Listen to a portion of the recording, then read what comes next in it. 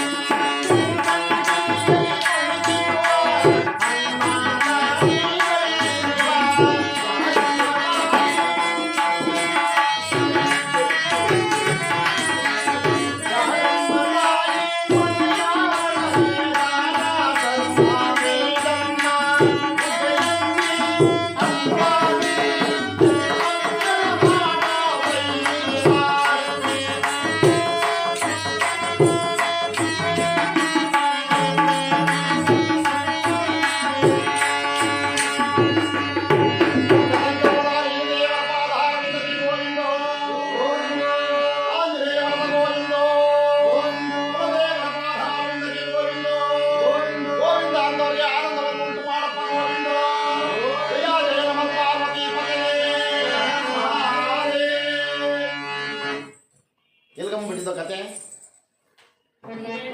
ಈ ಮಾಡೋದಕ್ಕೆ ಬಿಟ್ಟಿದ್ದೋ, ಟೀ ಕುಡಿಯೋದಕ್ಕೆ ಬಿಟ್ಟಿದ್ದೋ? ನೀವ್ ಹೇಳ್ತಿದ್ರಲ್ಲ ಅದೇ ಅದೇ ಟೀ ಕುಡಿಯೋದಕ್ಕೆ ಬಿಟ್ಟಿದ್ರು ದಾಸರು, ಅವರು ಟೀ ಮಾಡೋದಕ್ಕೆ ಬಿಟ್ಟಿದ್ರು. ಇಲ್ಲಿ ಈ ರೀತಿಯಾಗಿ ಯಾವ ಸತ್ಯವ್ರತ ಮಹಾರಾಜರು ಜೋಳಿಗೆಯನ್ನು ಕೈಯಲ್ಲಿ ಹಾಕಿಕೊಂಡು ಭಿಕ್ಷಾಟನೆಯನ್ನು ಮಾಡ್ತಾ ಇದ್ದಾರೆ. ಆ ಮಾಡುವಂತಹ ಸಮಯದಲ್ಲಿ ಏನಾಗಿದೆ, ಯಾರು ಆ ದಿನ ಭಿಕ್ಷೆಯನ್ನು ಕೊಟ್ಟಿಲ್ಲ. ಬಹಳ ಬೇಸರಗೊಂಡು ನಡೆದು ನಡೆದು ನಡೆದು ನಡೆದು ತನ್ನ ಹೆಂಡತಿ ರಾಮ ಜೋಯಿಸರ ಮನೆಯಲ್ಲಿ ಕೆಲಸ ಮಾಡ್ತಾ ಇದ್ದಲ್ಲ ಶಿವನೇ, ಆ ಸೌರಾಷ್ಟ್ರ ಗ್ರಾಮಕ್ಕೆ ಬಂದು ಆ ಸೌರಾಷ್ಟ್ರ ಗ್ರಾಮದಲ್ಲಿ ಭಿಕ್ಷೆಯನ್ನು ಬೇಡ್ತಾ ಇದ್ದಾನೆ. ಸ್ವಾಮಿ, ಇವಾಗ ಕಾಯಿ ಹೊಡೆದು ಹಣ್ಣು ಮುರಿದು ಕರ್ಪೂರ ಹಚ್ಚಿ ಮಂಗಳಾರತಿ ಮಾಡಿ ಎಲ್ಲರಿಗೂ ಮಂಗಳಾರತಿ ಕೊಡಿ. ಭಿಕ್ಷಾಟನೆಯನ್ನು ಮಾಡ್ತಾ ಇದ್ದಾರೆ. ಯಾವ ರೀತಿಯಾಗಿ ಮಾಡ್ತಾ ಇದ್ದಾರಪ್ಪ ಅಂದ್ರೆ, ಓ ಹಯ್ಯ ಅಮ್ಮಯ್ಯ ಧರ್ಮಾನ್ನೇ ತಾಯಿ ತಂದೆ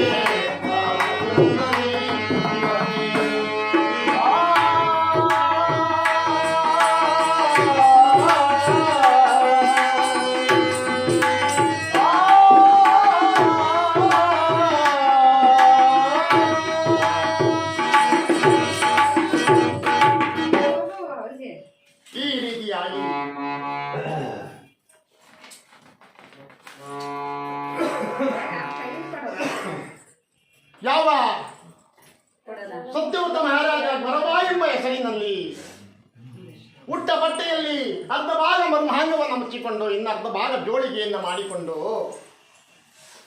ಭಿಕ್ಷಾಟನೆಯನ್ನು ಮಾಡ್ತಾ ಇದ್ದಾರೆ. ಊರೆಲ್ಲ ಸುತ್ತಿದರೂ ಸಹ ಭಿಕ್ಷೆ ಸಿಗ್ತಾ ಇಲ್ಲ. ಯಾವ ಈ ರಾಮ ಜೋಯಿಸರ ಮನೆಯಲ್ಲಿತ್ತಲ್ಲ ಈ ತನ್ನ ಹೆಂಡತಿ ಕೃಷ್ಣನೇ ಎಂಬ ಹೆಸರಿನಿಂದ ಆ ಮಹಾತಾಯಿಯ ಮನೆಗೆ ಹೋಗಿದ್ದಾನೆ.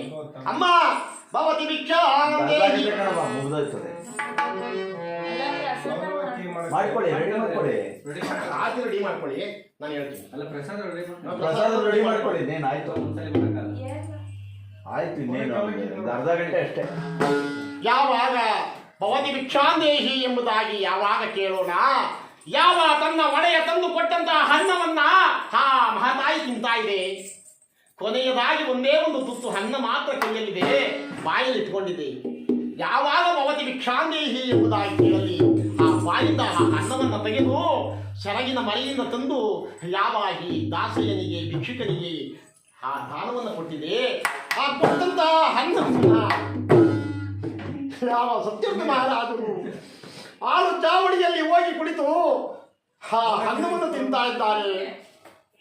ಅವರಿಗೆ ಯಾವ ರೀತಿಯ ಸೊಬಗಾಗ್ತಾ ಇದೆಯಪ್ಪ ಅಂದ್ರೆ, ಹಿಂದೆ ಮದುವೆಯಾದಂತ ಕಾಲದಲ್ಲಿ ತನ್ನ ಅತ್ತೆ ಮಾವನ ಮನೆಯಲ್ಲಿ ಗಂಡ ಹೆಂಡತಿ ಇಬ್ಬರು ಜೊತೆಯಲ್ಲಿ ಕುಳಿತು ಆ ಮೃಷ್ಟಾನ್ನ ಭೋಜನವನ್ನು ಸವಿದಿದ್ರಲ್ಲ, ಆ ರುಚಿ ತೋರಿಸ್ತಾ ಇದ್ದೀವಿ.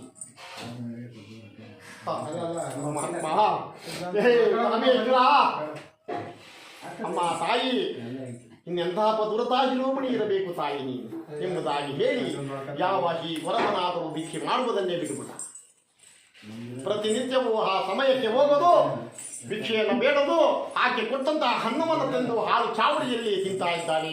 ದಿನೇ ದಿನೇ ದಿನೇ ದಿನೇ ಯಾವ ಈ ದಾಸಿ ಸೊರ್ತಾ ಇದ್ದಾಳೆ, ಸಣ್ಣ ಹಾಕ್ತಾ ಇದ್ದಾಳೆ. ಯಾವ ಈ ರಾಮ ಜೋಯಿಸರ ಮನೆಯಲ್ಲಿ ಆ ರಾಮ ಜೋಯಿಸರ ಮಗನಾದ ದಂಡಪಾಲನಾದರೂ ಯಾವ ಮನೆಗೆ ಒಬ್ಬ ದಾಸಿಯನ್ನ ಕರ್ಕೊಂಡು ಬಂದಿದ್ದಾನೆ ನಮ್ಮ ತಂದೆ ಎಂಬುದಾಗಿ ಹೇಳಿ, ಅಪ್ಪಾಜಿ ಏನೋ ನಮ್ಮ ಮನೆಗೆ ಯಾವುದೋ ದಾಸಿ ಕರ್ಕೊಂಡ್ ಬಂದಿದ್ದೀಗಂತೆ ಕೆಲಸ ಮಾಡಕ್ಕೆ. ಎಲ್ಲಿ ನೋಡಪ್ಪ, ಅಲ್ಲಿ ಪಕ್ಕದ ರೂಮ್ನಾಗಿದ್ದಾರೆ. ಆಗ ಹೋಗಿ ಆ ದಾಸಿಯನ್ನ ನೋಡಿ, ಆ ಮಗುವನ್ನ ನೋಡಿ, ಹೇ ದಾಸಿ, ಈ ಮಗು ಯಾರ್ದು? ನಂದೇ ಬುದ್ಧಿ. ಸೀದಾ ಬಂದ ತನ್ನ ತಂದೆಗೆ ಹೇಳ್ದ, ಲೋ ಅಪ್ಪ, ನೀನು ಕೊಂಡ್ಕೊಂಡಾಗ ಆ ಮಗುನು ಕೊಂಡ್ಕೊಂಡಿದ್ದೋ ಅಲ್ಲ ದಾಸಿ ಒಬ್ಳನ್ನೇ ಕೊಂಡ್ಕೊಂಡಿದ್ದು? ಇಲ್ಲ ಮಗನೇ, ದಾಸಿ ಒಬ್ಳನ್ನೇ ಕೊಂಡಿದ್ದು, ಆ ಮಗು ಇಲ್ಲಪ್ಪ ನಾನು ಕೊಂಡ್ಕೊಂಡಿಲ್ಲ. ಹಾಗಾದರೆ ನಾವು ಕೊಡುವ ಪಾವತಿ ಹಣದಲ್ಲಿ ಆ ಮಗುವಿಗೆ ಹಸ್ತಾವತಿಗೆ ಹೋದ್ರೆ అందరికి ಹೂ ಸೇರಾಯಿತು. 36 ಸೇರು ಹಕ್ಕಿ ಹಣ್ಣ ದಂಡವಾಗಿ ಹೋಗ್ತಾ ಇದೆಯಲ್ಲ. ಆಗ ಬಂದು ದಾಸಿಗೆ ಹಿಂಸೆಯನ್ನು ಕೊಡ್ತಾ ಇದ್ದಾರೆ. ಏ ದಾಸಿ, ಈ ಮಗುವನ್ನ ಎಲ್ಲಿಯಾದರೂ ಕೂಲಿ ನಾಲಿಯನ್ನು ಮಾಡಲ್ಲ ಬಿಟ್ಟು ಬಾ, ಇಲ್ಲ ಯಾರಿಗಾದರೂ ಮಾರು ಎಂಬುದಾಗಿ ಯಾವಾಗ ಹಿಂಸೆಯನ್ನು ಕೊಡಲಿ. ಯಾವ ಆ ದಾಸಿ ಅಂದಿನ ದಿನದ ಎಲ್ಲ ಕೆಲಸ ಕಾರ್ಯಗಳನ್ನು ಬೇಗನೆ ಮುಗಿಸಿ ತನ್ನ ಮಗನನ್ನ ಆ ಬೀದಿಯಲ್ಲಿ, ಸೌರಾಷ್ಟ್ರದ ಬೀದಿಯಲ್ಲಿ ಮಾರುವುದಕ್ಕೆ ಹೋಗ್ತಾ ಇದೆ. ಹೋಗುತ್ತಿರತಕ್ಕಂಥ ಸಮಯದಲ್ಲಿ ಎದುರಿಗೆ ಒಬ್ಬ ತಿಮ್ಮಯ್ಯ, ಅಗಸರ ತಿಮ್ಮಯ್ಯ ತಾತ ಎಂಬುದಾಗಿ ಕತ್ತೆಗಳನ್ನು ಹೊಡ್ಕೊಂಡು ಬರ್ತಾ ಇದ್ದ. ಯಾಕಮ್ಮ ಈ ಥರ ಅಳ್ತಾ ಇದ್ದೀಯ ತಾತಯ್ಯ? ನಾನಾದರೂ ರಾಮ ಜೋಯಿಸರ ಮನೆಯಲ್ಲಿ ಕೆಲಸ ಕಾರ್ಯಗಳನ್ನು ಮಾಡಿಕೊಂಡು ದಾಸತ್ವವನ್ನು ಮಾಡತಕ್ಕಂಥ ಒಬ್ಬ ಪರದೇಶಿ ತಾತಯ್ಯ. ನನ್ನ ಮಗನನ್ನ ಯಾರಿಗಾದರೂ ಮಾರು, ನಿನ್ನ ಜೊತೆಯಲ್ಲಿ ಇಟ್ಟುಕೊಳ್ಳಬೇಡ ಎಂಬುದಾಗಿ ನನ್ನ ಒಡೆಯನ ಆಜ್ಞೆಯಾಗಿದೆ, ಅದಕ್ಕೋಸ್ಕರ ಮಾರದಿದ್ದು ಬರ್ತಾ ಇದ್ದೀನಿ. ಹೌದಾ ಅಮ್ಮ? ಅಮ್ಮ ನನಗೂ ಮಕ್ಕಳಿಲ್ಲ ಕಣಮ್ಮ. ನೋಡು, ನೀನು ಕೊಡೋದಾದ್ರೆ ನನಗೇನು ಅಭ್ಯಂತರ ಇಲ್ಲ. ನಿನ್ನ ಮಗನ್ನ ಕರ್ಕೊಂಡು ಹೋಗ್ತೀನಿ, ನನ್ನ ಮನೆಯಲ್ಲಿ ನನ್ನ ಮಗನ ಥರ ಸಾಕಿರ್ತೀನಮ್ಮ ಎಂಬುದಾಗಿ ಹೇಳಿ ಆ ಮಗುವನ್ನ ಯಾವ ಅಗಸರ ತಾತಯ್ಯನೇ ತಿಮ್ಮಯ್ಯನಿಗೆ ಕೊಟ್ಟು ಯಾವಾಗ ಈ ಮಹಾತಾಯಿ ಆ ಮಗುವಿನಿಂದ ಭಾಗ್ಯನ್ನ ತಂತಾಳೆ. ಕಳಬೇಡ ಕೊಲ್ಲಬೇಡ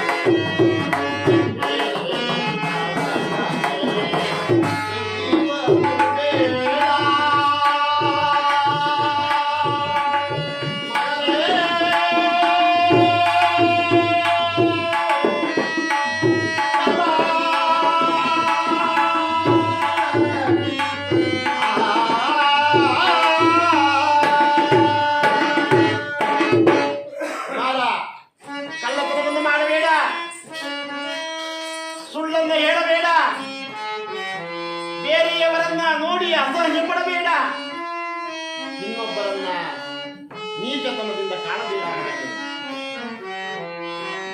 ತಿಂದ ಅನ್ನದ ಮನೆಗೆ ಕನ್ನವನ್ನು ಬಗೆಯಬೇಡ ಕುಮಾರ ಎಂಬುದಾಗಿ ಬುದ್ಧಿವಾದವನ್ನು ಹೇಳಿ ಆ 3 ವರ್ಷದ ಎಳೆಯ ಕಂದಮ್ಮನಿಂದ ಮನೆಗೆ ಪಾಶಿಯನ್ನು ಪಡೆದಿದ್ದಾರೆ ಯಾವ ಈ ಶಕ್ಮಲಾದೇವಿ. ಆ ಮಗುವನ್ನ ಯಾವ ತಿಮ್ಮಯ್ಯ ತಾತನೆಯನ್ನೇ ಕಳಿಸಿದ್ದಾಳೆ. ಆ ಮಗುವಾದರೂ ತಿಮ್ಮಯ್ಯ ತಾತಯ್ಯನ ಮನೆಯಲ್ಲಿ ಕತ್ತೆಗಳನ್ನ ಕಾಯುತ್ತಾ ಕಾಲಹರಣೆಯನ್ನ ಮಾಡ್ತಾ ಇರಿ. ಇತ್ತ ಕಡೆ ಜೋಯಿಸನಾದರೂ ಕಜ್ಮಲಾದೇವಿ ಜೋಯಿಸನ ಮನೆಯಲ್ಲಿ ದಾಸತ್ವವನ್ನು ಮಾಡಿಕೊಂಡು ಸುಖವಾಗಿದ್ದಾಳೆ. ಇತ್ತ ಕಡೆ ಯಾವಾಯಿ ಗೊರವನಾದರೂ ಭಿಕ್ಷಾಟನೆಯನ್ನು ಮಾಡುತ್ತಾ ಜೀವನವನ್ನು ಮಾಡ್ತಾ ಇದ್ದಾನೆ. ಆಗ ದಿನೇ ದಿನೇ ದಿನೇ ದಿನೇ ಯಾವ ಈ ಕಜ್ಮಲೆಯನ್ನು ಸಣ್ಣ ಆಗ್ತಾ ಬರ್ತಾ ಇದ್ದಾಳೆ. ದಂಡಪಾಲನಿಗೆ ಅನುಮಾನ ಬಂತು, ಏನಿದು ನಾವು ಕೊಡೋದು ಪ್ರತಿನಿತ್ಯ ಪಾವತಿಯನ್ನ, ಈಕೆ ಏನಿಷ್ಟು ಸಣ್ಣ ಆಗ್ತಾ ಇದ್ದಾರಲ್ಲ ಎಂಬುದಾಗಿ ಒಂದು ದಿವಸ ಊಟವನ್ನು ಕೊಟ್ಟು ಆ ಮನೆಯಲ್ಲಿ ಕದ್ದು ಕೂತಿದ್ದಾನೆ. ಆ ಸಮಯಕ್ಕೆ ಸರಿಯಾಗಿ ಭವತಿ ಭಿಕ್ಷಾ ದೇಹಿ, ಯಾವ ತನ್ನ ಒಡೆಯ ಕೊಟ್ಟಂತ ಅನ್ನವನ್ನ ಈ ಭಿಕ್ಷುಕನಿಗೆ ಗೊರವನಿಗೆ ಯಾವಾಗ ಕೊಡಲಿ, ಯಾವ ಈ ದಂಡಪಾಲನಾದರೂ ಬಂದು ಯಾವ ಆ ಗೊರವನ ಕೈಯಲ್ಲಿರ್ತಕ್ಕಂಥ ಅನ್ನವನ್ನು ಸಾಯೇ ನೋಡುವುದು. ಅನ್ನವೆಲ್ಲವೂ ಸಹ ಬೀದಿಯಲ್ಲಿ ಚಿಲ್ಲ ಪಿಲ್ಲಿ ಆಗಿ ಚೆಲ್ಲಿದೆ. ಹೇ ನೀಚ ಕತ್ತೆ ಬಡವ, ದುಡಿದು ತಿಂದು ಜೀವನವನ್ನು ಮಾಡುವುದಕ್ಕೆ ನಿನಗೇನೋ ಎಂಬುದಾಗಿ ಗೊರವನ ಕುತ್ತಿ ಪಟ್ಟಿಗೆಯನ್ನು ಹಿಡಿದು ಒಡೆಯುತ್ತಾ ತನ್ನ ತಂದೆಯ ಬಳಿಗೆ ಎಳೆದುಕೊಂಡು ಹೋಗ್ತಾ ಇದ್ದಾನೆ. ಯಾವಾಗ ಎಳೆದುಕೊಂಡು ಹೋಗಲಿ ಆಗ ಅಣ್ಣ ಒಡೆಯಬೇಕು, ಅಣ್ಣ ನಾನು ತಡೆಯಲಾರೆ, ಅಣ್ಣ ನಿಮ್ಮ ಒಡೆಗೆ ನಾನು ತಡೆಯಲಾರೆ ಎಂಬುದಾಗಿ ಅಂಗಲಾಗಿ ಬೇಡಿಕೊಂಡಾಗ ಆಗ ತನ್ನ ತಂದೆಗೆ ಈ ವಿಚಾರವನ್ನು ತಿಳಿಸಿದ್ದಾನೆ ದಂಡಪಾಲ. ಆ ದಂಡಪಾಲ ಯಾವಾಗ ತಿಳಿಸಲಿ, ಏನಯ್ಯ ನೀನೆಲ್ಲಾದ್ರೂ ದುಡಿದು ತಿನ್ಬೋದಲ್ಲ ಸ್ವಾಮಿ, ನಾನಾದರೂ ದೇಶಿಕ, ಹೊಸಬರಿಗೆ ಯಾರು ಕೆಲಸ ಕೊಡ್ತಾರೆ ಸ್ವಾಮಿ, ಆದ್ದರಿಂದ ಭಿಕ್ಷೆಯನ್ನು ಬೇಡಿ ಜೀವನವನ್ನು ಮಾಡ್ತಾ ಇದ್ದೀನಿ, ಈ ಉದರ ಪೋಷಣೆಯನ್ನು ನೀವಿಸ್ಕೊಂತಾ ಇದ್ದೀನಿ ಸ್ವಾಮಿ. ಹಂಗಿದ್ದ ಮೇಲೆ ನಮ್ಮ ತೋಟದ ಒಂದು ಕೆಲಸ ಐತೆ ಖಾಲಿ, ಮಾಡ್ತೀವನಪ್ಪ, ಮಾಡ್ತೀನಿ ತಾತಯ್ಯ, ತೋಟದಲ್ಲಿ ಕೆಲಸ ಮಾಡಬೇಕು, ಮಾಡ್ತೀನಿ ಸ್ವಾಮಿ. ಆ ಮಗ ಹೇಳ್ತಾನೆ, ಅಪ್ಪ ನಿನಗೆ ಬುದ್ಧಿಗಿದ್ದಿ ಐತೇನಲ್ಲೇ ಅಂದರೆ ಅವಾಗ ಏಕವಚನದಲ್ಲಿ ನಾವು ತಿಳ್ಕೊತೀವಿ, ಆದರೆ ತಂದೆಗೆ ಆ ಗೌರವ ಅದು. ಆತ ದೇಶಿಕ, ನಾವು ತೋಟದಲ್ಲಿ ಕಳ್ತನ ಮಾಡಿಬಿಟ್ರೆ ಭೂಮಿ ಮೇಲೆ ಹೊತ್ಕೊಂಡು ಹೋಗ್ಬಿಡ್ಬೋದು ಪಾಪ. ನೋಡಿ ಎಂತಹ ಬುದ್ಧಿ, ಬ್ರಾಹ್ಮಣನ ಬುದ್ಧಿ. ಹೊಡ್ಕೊಂಡು ಹೋಗ್ಬಿಟ್ರೆ, ಕಳ್ತನ ಆಗ್ಬಿಟ್ರೆ ಏನಯ್ಯ ಗ್ಯಾರಂಟಿ ಸ್ವಾಮಿ, ನಿಮಗೆ ಅಗ್ರಿಮೆಂಟ್ ಮಾಡಿಕೊಡ್ತೀನಿ ಸ್ವಾಮಿ. ಏನಪ್ಪ, ಒಂದು ಚಾಪಾ ಕಾಗದವನ್ನು ತರಿಸಿ ಯಾವ ಲಿಪಿ, ಹಳೆಗನ್ನಡದ ಲಿಪಿ, ಆ ಹಳೆಗನ್ನಡದ ಲಿಪಿಲಿ ಬರಿತಾ ಇದ್ದಾನೆ ರಾಜ ಸತ್ಯವ್ರತ. ಎಲ್ಲ ವಿಷಯವನ್ನು ಬರೆದು ನಿಮ್ಮ ತೋಟದಲ್ಲಿ ಏನಾದರೂ ಕಳ್ಳತನ ಆಗಿದ್ದೇ ಆದರೆ ನನ್ನ ಈ 2 ಕೈಗಳನ್ನು ಕತ್ತರಿಸುವುದು ಎಂಬುದಾಗಿ ಬರೆದು ಕೆಳಗಡೆ ರಾಜ ಸತ್ಯವ್ರತ ಎಂಬುದಾಗಿ ಸಹಿಯನ್ನು ಮಾಡಿ ಆ ರಾಮ ಜೋಯಿಸರಿಗೆ ಪತ್ರವನ್ನು ಕೊಟ್ಟಿದ್ದಾರೆ. ಆ ಪತ್ರವನ್ನು ಓದಲಿಲ್ಲ, ಓದಿದ್ರೆ ಗೊತ್ತಾಗ್ಬಿಡೋದು. ಆ ಪತ್ರವನ್ನು ರಾಮ ಜೋಯಿಸ ಹಾಗೆ ಮಡುತ್ತಾ ತಾಂಡು ಕಟಾರಿ ಒಳಗೆ ಇಟ್ಬಿಟ್ಟ.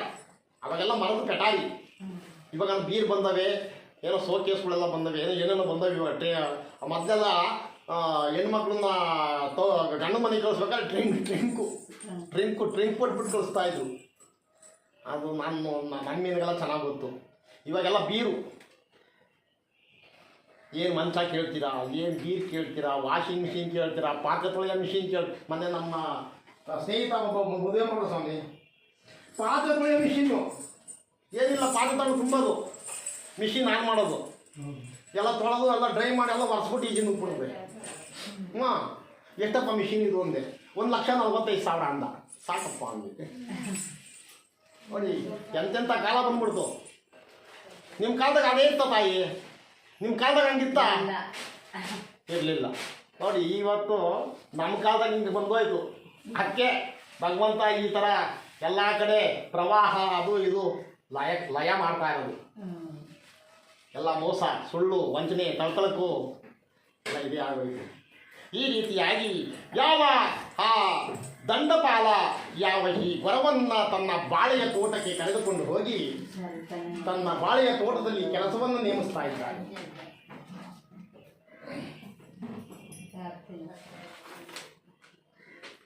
ಯಾವ ರೀತಿಯಾಗಿ ಕೆಲಸವನ್ನು ನೇಮಿಸ್ತಾ ಇದ್ದಾನಪ್ಪ ಅಂದ್ರೆ ಗುದ್ದಲಿಯ ಕೈಗೆ ಕೊಟ್ಟ ದಂಡಮಾಲ, ಅಗತ್ಯವನ್ನು ಮಾಡು ಎಂದ ದಂಡಮಾಲ.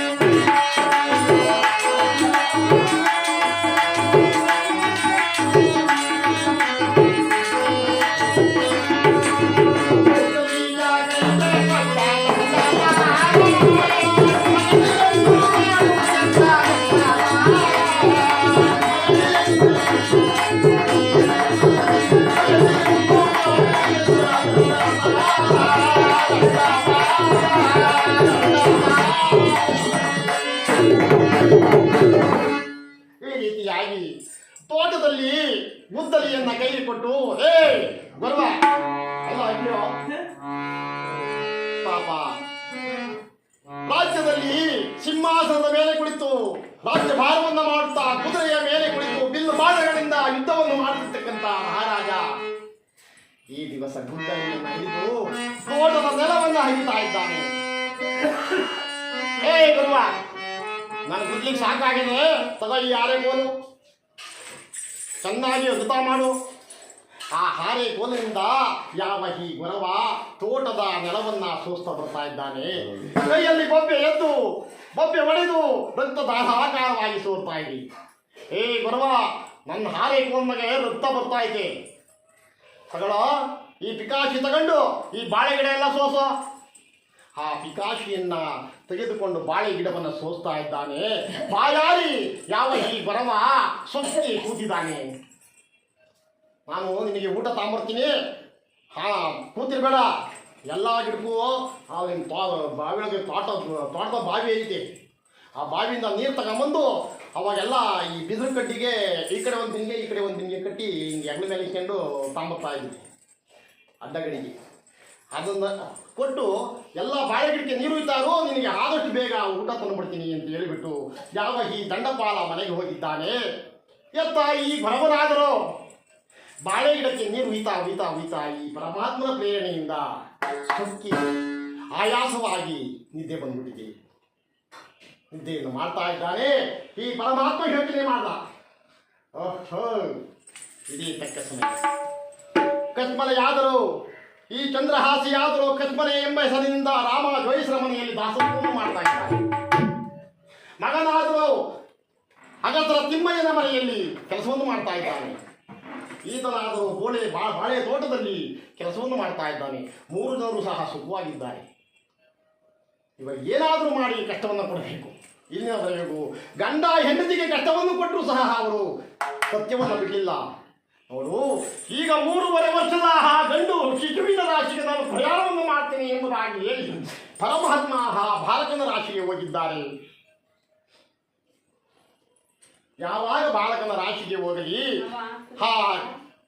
ಅಗಸರ ತಿಮ್ಮಯ್ಯ ಮಡಿಗಳನ್ನ ಊರಿಗೆ ಹಂಚುವುದಕ್ಕೋಸ್ಕರವಾಗಿ ಕತ್ತೆಗಳನ್ನ ಆ ತೋಟದ ಹತ್ತಿರ ಹೊಡೆದುಕೊಂಡು ಬಂದು ಬಿಟ್ಟು ಆ ಮಗುವಿಗೆ ನೀವು ಕತ್ತೆ ಬೇಯಿಸ್ತಾರಪ್ಪ, ನಾನು ಮಡಿ ಕೊಟ್ಟು ಬರ್ತೇನೆ ಎಂಬುದಾಗಿ ಯಾವ ಈ ತಿಮ್ಮಯ್ಯ ತಾತ ಹೋಗಿದ್ದಾನೆ. ಇತ್ತ ಕಡೆ ಯಾವ ಈ ಪರಮಾತ್ಮನಾದರೂ ಎಲ್ಲವಲ್ಲ, ಈಗ ನೋಡು ನನ್ನ ಮಾಯದಿಂದ ನಿಮಗೆ ಏನು ಮಾಡ್ತೀನಿ ಎಂಬುದಾಗಿ ಹೇಳಿ ಹಣ್ಣು ಮುದುಕನ ವೇಷದಲ್ಲಿ, ಬ್ರಾಹ್ಮಣನ ವೇಷದಲ್ಲಿ ತಡಬರಿಸುತ್ತಾ ಬರ್ತಾ ಇದ್ದ. ಅಪ್ಪ ಯಾರಪ್ಪ ಇಲ್ಲಿ? ತಾತಯ್ಯ, ಯಾಕೆ ತಾತಯ್ಯ ಕಣ್ಣು ಕಾಣಿಸಲು ತಾತಯ್ಯ? ಅಪ್ಪ ನನಗೆ ವಯಸ್ಸಾಗೋಯ್ತು, ಕಣ್ಣು ಕಾಣಿಸಲ್ಲ, ಬಾಯಾಗಿ ಆಗೋಗ್ಬಿಟ್ಟಿದೆ ಕಣೋ. ಎಲ್ಲಿ ಯಾರು ಕುಡಿಯಕ್ಕೆ ಸ್ವಲ್ಪ ಜಲ ತೋರಿಸು, ಜಲ. ತಾತಯ್ಯ ನೋಡು, ಅದು ರಾಮ ಜೋಯಿಸರ ತೋಟ, ಅದರಲ್ಲಿ ಜಲಭಾವಿ ಇದೆ, ನೆಲಭಾವಿ. ಆ ನೆಲಭಾವಿಯಲ್ಲಿ ಪನ್ನೀರು ಹಾಲಿದ್ದಂಗಿದೆ ತಾತಯ್ಯ, ನೀರು ಹೋಗಿ ಕುಡೀರಿ. ಅಪ್ಪ ನನಗೆ ಕಣ್ಣು ಕಾಣಿಸಲ್ಲ ಕಣೋ, ಬಾಲ ಕರ್ಕೊಂಡೋಗಿ ಆ ಬಾವಿ ಹತ್ರ ಬಿಡು. ಆ ಬಾಲಕನಾದರೂ ಯಾವ ಆ ತಾತಯ್ಯನ ಕೈಯನ್ನ ಹಿಡಿದು ಕರ್ಕೊಂಡು ಹೋಗ್ತಾ ಇದೆ ತೋಟದೊಳಗೆ ಇರ್ತಕ್ಕಂಥ ನೆಲಭಾವಿಯ ಬಳಿ ಕರೆದುಕೊಂಡು ಹೋಗಿ ಯಾವಾಗ ಬಿಡಲಿ. ಈ ಬ್ರಾಹ್ಮಣರು ಬಾಲಕನನ್ನು ನೋಡಿದ್ರು. ಏ ಸತ್ಯದ ಬೀಜದಿಂದ ಹುಟ್ಟಿದ ಹೇ ಸತ್ಯದ ಬೀಜವೇ, ನೋಡು ನಾನು ನನ್ನ ಬಾಯಿಂದ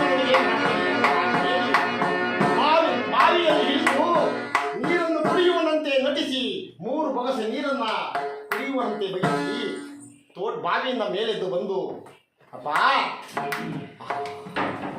ಯಾರ ಮಗನೋ ನೀನು?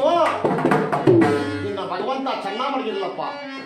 ಅಪ್ಪ ಯಾರ್ದೋ ಈ ತೋಟ ಸ್ವಾಮಿ? ಇದು ಈ ಊರಿನ ರಾಮ ಜೋಯಿಸರು ಬ್ರಾಹ್ಮಣರ ತೋಟ ತಾತಯ್ಯ. ಏನೋ ಇಷ್ಟು ಚೆನ್ನಾಗೈತಲ್ಲೋ ಈ ತೋಟ. ಒಂದ್ಸರಿ ಈ ತೋಟ ಸುತ್ತಾಕೊಂಡ್ಬಣ ಕಣ ತಾತಯ್ಯ. ಕತ್ತೆ ಹತ್ತ ಹೋಗ್ಬಿಡ್ತವೆ, ನಾನು ಬರೋದಿಲ್ಲ, ನೀವು ಸುತ್ತಾಡ್ರಿ, ನಾನು ಹೋಗ್ತೀನಿ. ಅಪ್ಪ ಕಣ್ ಕಾಣಿಸಲ್ಲ ಕಣ, ಎಲ್ಲ ನಾನು ಬಿದ್ದುಬಿಟ್ರೆ ನಿನಗೆ ಬ್ರಹ್ಮದೋಷ, ಶಾಪ ಬಂದ್ಬಿಡ್ತದೆ ಕಣ ಬಾರೋ ಅಂತ ಹೇಳಿ ಆ ಬಾಲಕನ ಕೈಯನ್ನ ಹಿಡಿದು ಆ ತೋಟದ ಸುತ್ತಲೂ ಸಹ ಪ್ರದಕ್ಷಿಣೆ ಆಗ್ತಾ ಇದ್ದಾರೆ. ತೆಂಗು ಅಡಿಕೆಯ ಮರವು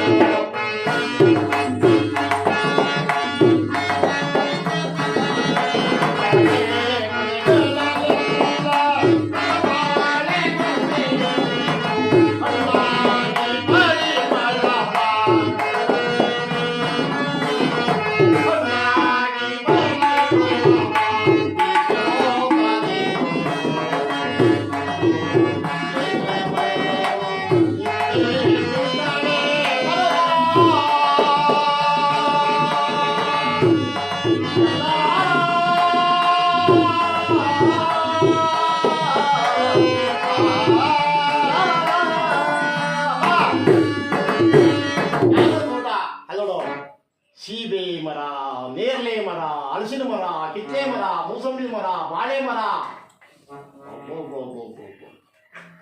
ಅದಪ್ಪ ಇಷ್ಟು ಜನ ಬೆಳೆಸೋರು ಎಂಬುದಾಗಿ ಆ ಬ್ರಾಹ್ಮಣರು ಆ ಬಾಲಕನನ್ನ ಹೇಳುತ್ತಾ ಕೈ ಹಿಡಿದು ತೋಟದ ಸುತ್ತಲೂ ಬರ್ತಿರ್ಬೇಕಾದ್ರೆ ಆ ಬಾವಿಯ ಬುಡದಲ್ಲೇ ಒಂದು ರಸಬಾಳೆ ಹಣ್ಣಿನ ಮರ. ಆ ಮರದಲ್ಲಿ ಒಂದು ಕೊನೆಯಲ್ಲಿ 3 ಚಿಪ್ಪು ಬಾಳೆಹಣ್ಣು ಹಣ್ಣಾಗಿದೆ. ಅಪ್ಪ ಅದೋಡು 3 ಚಿಪ್ಪು ಹಣ್ಣಾಗ್ಯದಲ್ಲೋ, ಏನು ಗಮ ಗಮ ಗಮ ಗಮ ಗಮ ಅಂತದಪ್ಪ. ಅಪ್ಪ ಊಟ ಮಾಡಿ 3 ದಿವಸ ಆಗಿದೆ ಕಣ, ಒಂದು ಚಿಪ್ಪಣ್ಣು ಕಿತ್ಕೊಡ. ಈ 3.5 ವರ್ಷದ ಕಂದಮ್ಮನಿಗೆ ಕೋಪ ಬಂತಂತೆ. ರೇ ಸ್ವಾಮಿ, ತಾತಯ್ಯ, ಇದು ಬ್ರಾಹ್ಮಣರ ಸೊತ್ತು. ನಮ್ಮ ತಾಯಿ ನನ್ನಿಂದ ಏನು ಭಾಷೆ ತಗೊಳ್ತಾಳೆ ಗೊತ್ತಾ? ಕಳ್ಳತನವನ್ನ ಮಾಡಬೇಡ, ಸುಳ್ಳನ್ನು ಹೇಳಬೇಡ, ತಿಂದ ಮನೆಗೆ ಕಂದವನ್ನ ಹಾಕಬೇಡ ಎಂಬುದಾಗಿ ನನ್ನಿಂದ ಭಾಷೆಯನ್ನು ತೆಗೆದುಕೊಂಡಿದ್ದಾಳೆ ನನ್ನ ತಾಯಿ. ಯಾರ್ದೋ ಸೊತ್ತು, ಆ ಸೊತ್ತನ್ನು ಮುಟ್ಟಿದ್ರೆ ನನ್ನನ್ನು ಭಗವಂತ ಸುಮ್ಮನೆ ಬಿಡ್ತಾನೆ, ಶಿಕ್ಷೆಯನ್ನು ಕೊಡೋದಿಲ್ವ? ನಾನು ಮುಟ್ಟದಿಲ್ಲ ತಾತಯ್ಯ ಎಂಬುದಾಗಿ ಹೇಳಿ ಆ ತಾತನ ಕೈಯನ್ನು ಬಿಟ್ಟು ದಡದೆ ಬಂದು ಎಲ್ಲ ಬಿಲ್ಲಿ ಆಗಿರ್ತಕ್ಕಂಥ ಕತ್ತೆಗಳೆಲ್ಲವನ್ನು ಒಟ್ಟುಗೂಡಿಸಿ ಆ ಕಂಬಳಿಯನ್ನು ಹಾಸಿಕೊಂಡು ಮರದ ಕೆಳಗೆ ಕೂತಿದೆ. ಹೇಳವಲ್ಲ, ಸತ್ಯದ ಕುನಿ, ಸತ್ಯದ ಮೊಳಕೆ, ನೀನು ಸಹ ಸತ್ಯವನ್ನೇ ನುಡುತ್ತಿರುವಿಯಾ? ನೋಡು, ನನ್ನ ಮಾಯಾ ಜ್ವಾಲದಿಂದ ನನಗೆ ಏನು ಮಾಡ್ತೇನೆ ನೋಡು ಎಂಬುದಾಗಿ ಹೇಳಿದ್ದೆ. ಯಾವ ಅವರೇ ಸಹ ಮರದ ಬಾಳೆಯ ಮರಕ್ಕೆ ಹತ್ತಿ 3 ಚಿಪ್ಪು ಹಣ್ಣನ್ನು ಕಿತ್ತು ತಂದು ಕತ್ತೆ ಕಾಯ್ತಾ ಇದ್ದಲ್ಲ ಮಗು, ಆ ಮಗುವಿನ ಕಂಬಳಿಯಲ್ಲಿ ಬಚ್ಚಿಟ್ಟುಬಿಟ್ಟು ತಟ್ಟನೆ ಮಾಯವಾಗುವುದು. ಇಂದ ಕಡೆ ಯಾವ ಈ ಬರವನಿಗೆ ಎಚ್ಚರವಾಯಿತು. ಏನಪ್ಪ ಇಷ್ಟೊತ್ತಕ ಮಲಗ್ಬಿಟ್ಟ, ಯಾರಾದ್ರೂ ಇಲ್ಲ ತೋಟದಲ್ಲಿ ಏನಾದ್ರೂ ಕಳ್ತನ ಮಾಡಿದ್ದೆ ಆದ್ರೆ ಬರ್ಕೊಟ್ಟದ್ದೆ ನನ್ನ ಅಗ್ರಿಮೆಂಟಿನಂತೆ ನನ್ನ 2 ಕೈಗಳು ಕತ್ತರಿಸಾಕ್ಬಿಟ್ಟಾರಲ್ಲ ಎಂಬುದಾಗಿ ತೋಟದ ಸುತ್ತಲೂ ಸಹ ಬರ್ತಾ ಇದ್ದಾನೆ. ಆ ಬಾವಿಯ ಬುಡದಲ್ಲಿ ರಸಬಾಳೆ ಕೊನೆಯಲ್ಲಿ 3 ಚಿಪ್ಪು ಹಣ್ಣು ಕಳ್ತನ ಆಗಿದೆ. ತೋಟದಿಂದ ಓಡೋಡಿ ಬಂದು ಯಾರೂ ಇಲ್ಲ ನೋಡಿ ಆತನ ಹಣೆ ಬರಹ ಹೆಂಗಿದೆ. ಆ ಬಾಲಕ ಒಬ್ಬ ಕಟ್ಟೆ ಕಾಯ್ತಾ ಇದ್ದಾನೆ. ಬಾರ ಇಲ್ಲಿ. ಏನ್ ಸ್ವಾಮಿ? ನೋಡ, ತೋಟ ಯಾರನ್ನ ಬಂದಿದ್ರೇನೋ? ಹ್ಞೂ ಸ್ವಾಮಿ ಬಂದಿದ್ರು, ಒಬ್ರು ಬ್ರಾಹ್ಮಣರು ಬಂದಿದ್ರು. ಏನಂದ್ರ ಕುಡಿಯೋಕೆ ನೀರು ತೋರಿಸಿದ್ರು. ಆಮೇಲೆ ಹೋಗಲ್ ಕುಡೀರಿ ಹಿಂದೆ, ನೀನೇನ ಅಂತ ಕರ್ಕೊಂಡೋಗಿ ನನಗೆ ಕಣ್ ಕಾಣಿಸಲ್ಲ, ಬಾ ಬಿದ್ದೋಗ್ಬಿಡ್ತೀನಿ ಬಾಯಿ ಒಳಕ್ಕೆ, ಕರ್ಕೊಂಡೋಗಿ ನೀರು ತೋರಿಸ್ತೆ ಸ್ವಾಮಿ. ಆಮೇಲೆ ತೋಟ ಎಲ್ಲ ಸುತ್ತೋಡಿದ್ರು, ಹೊಟ್ಟೆ ಸ್ವಾತದೆ, 3 ಚಿಪ್ಪಣ್ಣು ಕಿತ್ಕೊಂಡು ಅಂದ್ರು ಬಾಳೆಹಣ್ಣ. ನಾನು ಓಡ್ ಬಂದ್ಬಿಟ್ಟೆ ಸ್ವಾಮಿ. ಅವ್ರ ಅಮ್ಮ ಅಲ್ಲೇ ಇದ್ರು, ಅದೇನಾಯ್ತೋ ಗೊತ್ತಿಲ್ಲ. ಇಲ್ಲೇ ಇರೋದು ಪಾಯಿಂಟ್. ಸುಳ್ಳು ಹೇಳ್ತಾ ಇದ್ದೀಯ ನೀನು? ನೋಡು, ಕೊಟ್ರೆ ಸರಿ, ಬಾಳೆಹಣ್ಣು ಎಲ್ಲಿ ಕಿತ್ತಿಕ್ಕಿದ್ದು ಬಚ್ಚಿಕ್ಕಿದ್ದಿ ಕೊಟ್ರೆ ಸರಿ, ಇಲ್ಲಾಂದ್ರೆ ಏನಿಲ್ಲ ಗೊತ್ತಲ್ಲ. ಇಲ್ಲ ಸ್ವಾಮಿ, ಬ್ರಾಹ್ಮಣರಲ್ಲಿದ್ರು ನಾನು ಈಚೆ ಬಂದ್ಬಿಟ್ಟೆ. ಯಾವಾಗ ಆ ಕುಮಾರನಿಗೆ ಫೈಡ್ ಅಂತ ಒಂದು ಹೇಳಿದ್ರು, ಆ ಮಗುವು ಆ ಹೊದೆಯನ್ನು ತಾಳಲಾರದೆ ಆ ಕಂಬಳಿಯನ್ನು ಹಿಡಿದು ದರನೇ ಓಡ್ತಾ ಇದೆ. ಆ ಕಂಬಳಿಯಿಂದ 3 ಚಿಪ್ಪು ಹಣ್ಣು ಬಿದ್ದೋಗುತ್ತೆ. ಸತ್ಯ ಸಂಕಲ್ಪರಾಜ ಶ್ರೀದೇವರ ಪಾದಾರವಿಂದಕ್ಕೆ ಗೋವಿಂದೋ.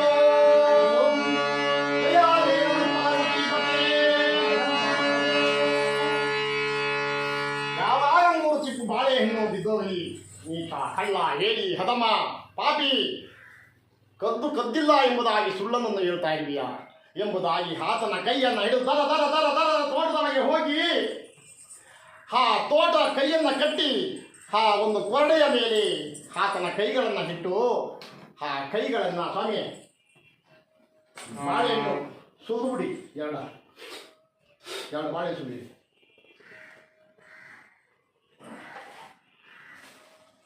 ಯಾವುದಿಲ್ಲಿ ತಗೊಳ್ಳಿ, ದೊಡ್ಡ ತಾಳಿ 2 ಸುರಿದುಬಿಡಿ.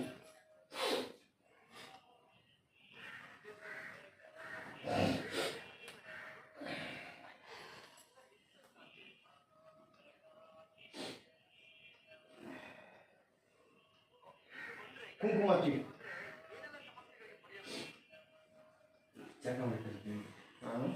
ಚಾಕ ಇರೋದು ಮನೇಲಿತ್ತು. ಕುಂಕುಮ ಹಚ್ಚಿ, ಬಾಯಿನ ಪೂರ್ತಿ. ಬರೀ ಕುಂಕುಮನ? ಬರೀ ಕುಂಕುಮ.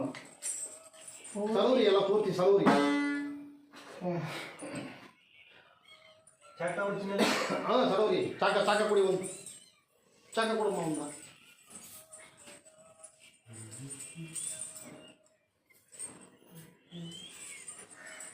ತಂಪು ಮಾಡಿದೆ.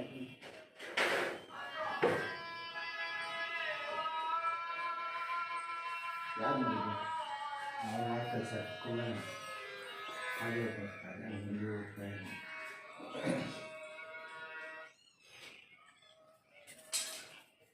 ನಾನು ಹೇಳಿದಾಗ ಕೈ ಕತ್ತಿಸ್ದಾಗ ನೀವು 2 ಬಾಳೆಹಣ್ಣು ಅಂಗೈ ಇಟ್ಕೊಂಡು ಮದ್ದಿಗೆ ಕಟ್ ಮಾಡಬೇಕು. ಕಟ್ ಮಾಡಿ ಇಕ್ಕಿ ಕಾಯಿ ಹೊಡೆದು ಹಣ್ಣು ಮುರಿದು ಪೂಜೆ ಮಾಡಿ ಮಂಗಳಾರತಿ ಕೊಡಿ. ಈ ರೀತಿಯಾಗಿ ಯಾವ ಈ ಬಾಲಕನ ಈ 2 ಹಸ್ತಗಳನ್ನ ಒಂದು ತುಂಡಿನ ಮೇಲಿಟ್ಟು ಆ ಕಟ್ಟಿಗೆ ಹರಿತವಾದ ಕಟ್ಟಿಗೆಯಿಂದ ಒಂದೇ ಬಾರಿಗೆ ಯಾವ ಬಾಲಕನ ಕೈಯನ್ನು ಏರಿಸಿದ್ದಾರೆ. ಅಮ್ಮ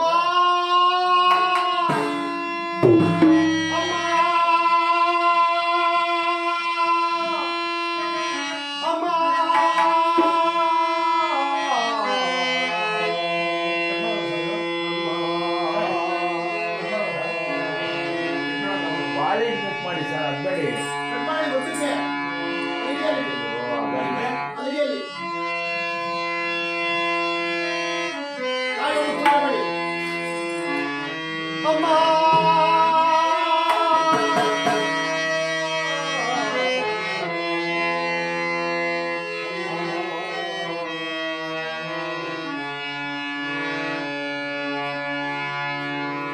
ಯಾವ ಈ 2 ಕೈಗಳನ್ನು ಕಳೆದುಕೊಂಡಂತಹ ಈ 3 ವರ್ಷದ ಈ ಬಾಲಕನಾದರು ರಕ್ತಧಾರೆಯನ್ನ ತುಳಿಸಿಕೊಂಡು ತೋಟದ ಸುತ್ತಲೂ ಬರುತ್ತಾ ಒಂದು ಮುತ್ತುಕದ ಪೊದೆಯಲ್ಲಿ ಬಿದ್ದು ಆ ಬಾಲಕ ಪ್ರಜ್ಞೆಹೀನನಾಗಿದ್ದಾನೆ.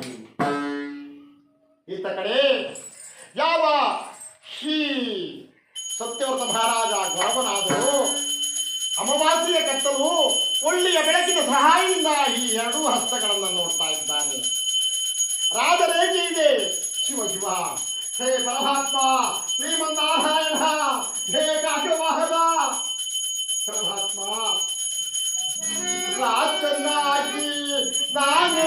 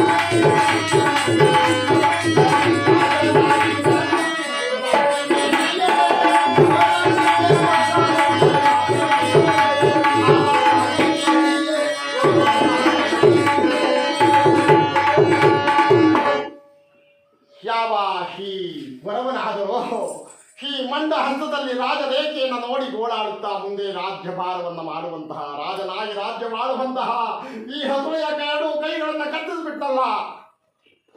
ಈ ಪರಮಾತ್ಮ, ಈ ಕಾಕವಾಹನ, ಎಲ್ಲ ನಿನ್ನ ಮಾಯೆ ಇದ್ದಂತಾಗಲಿ ಎಂಬುದಾಗಿ ರೋಧಿಸುತ್ತಕ್ಕಂಥ ಸಮಯದಲ್ಲಿ ಯಾವ ಈ ತಿಮ್ಮಯ್ಯನಾದರೂ ಯಾವ ಮಡಿ ಬಟ್ಟೆಗಳನ್ನು ಎಲ್ಲರಿಗೂ ಕೊಟ್ಟು ಆ ಮಗುವಿಗೆ ಅನ್ನವನ್ನು ಕೈಯಲ್ಲಿ ಹಿಡಿದು ಬರ್ತಾ ಇದ್ದಾನೆ.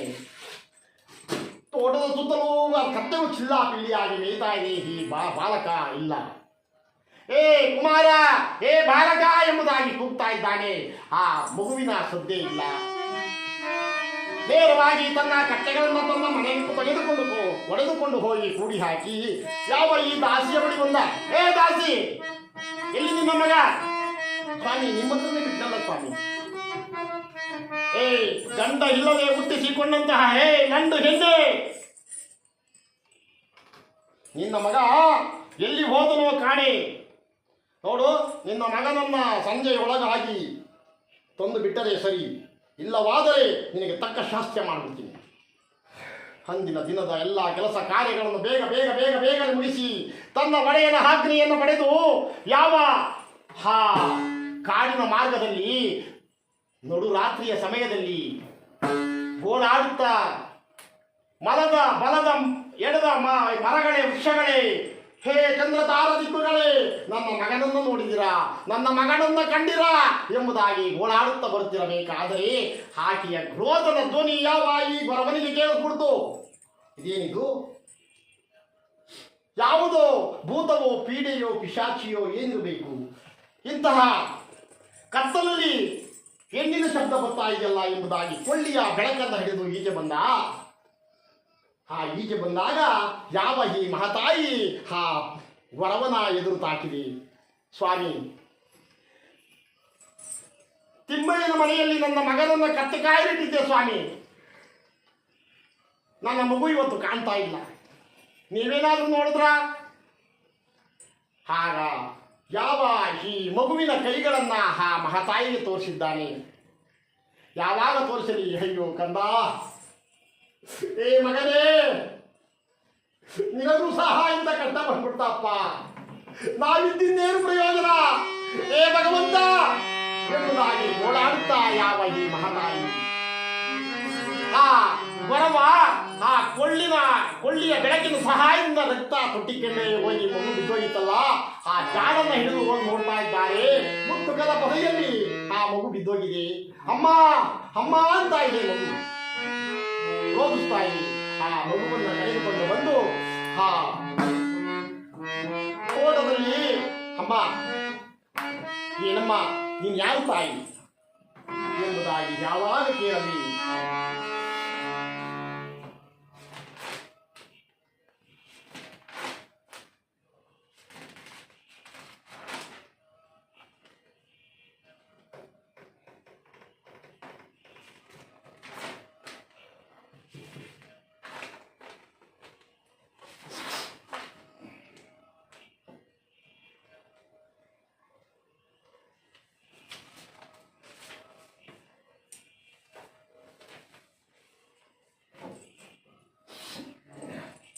ಯಾರೆಂಬ ತಾಯಿ ಎಂಬುದಾಗಿ ಯಾವಾಗ ಕೇಳೋಣ. ಯಾವಾಗಿ ಮಹತಾಯಿ, ಅಣ್ಣಯ್ಯ ನೀವು ಯಾರು? ತನ್ನ ಗಂಡನನ್ನ ಅಣ್ಣಯ್ಯ ಎಂಬುದಾಗಿ ಕೇಳ್ತಾ ಇದ್ದೀರಿ. ಮಹಾಪತುರ್ತ ಶಿರೋಮಣಿ, ನೀವು ಯಾರು ಎಂಬುದನ್ನ ಮರೆ ಮಾತಿಗೆ ಸತ್ಯವನ್ನ ಹೇಳಬೇಕೆಂಬುದಾಗಿ ಯಾವಾಗ ಕೇಳಲಿ. ಸತ್ಯವ್ರತ ಮಹಾರಾಜ ಹೇಳ್ತಾ ಇದ್ದಾನೆ, ಅಮ್ಮ ನಾನು ಕಳಿಂಗ ನಗರವನ್ನ ರಾಜ್ಯಭಾರ ಮಾಡತಕ್ಕಂಥ ಸತ್ಯವ್ರತ ಮಹಾರಾಜ, ನಾನು ಈ ರೀತಿ ಕಷ್ಟಗಳನ್ನು ಅನುಭವಿಸುತ್ತಾ ಯಾವ ಈ ರಾಮಾಜೋಯಿಸರ ತೋಟದಲ್ಲಿ ಕೂಲಿ ಹಾಳಾಗಿ ಕೆಲಸ ಮಾಡ್ತಾ ಇದ್ದೀನಿ. ತಾಯಿ, ನೀನು ಯಾರಮ್ಮ ಎಂಬುದಾಗಿ ಯಾವಾಗ ಕೇಳಲಿ. ಅಮ್ಮ ನಿನ್ನ ಮಾಂಗಲ್ಯದ ಬೆಳಕು ಈ ವನದಲ್ಲೆಲ್ಲ ಸಹ ಕಾಣ್ತಾ ಇದೆಯಲ್ಲ, ಯಾರಮ್ಮ ಎಂಬುದಾಗಿ ಯಾವಾಗ ಕೇಳೋಣ. ಮಹತಾಯಿ ಹೇಳ್ತಾ ಇದ್ದೀ,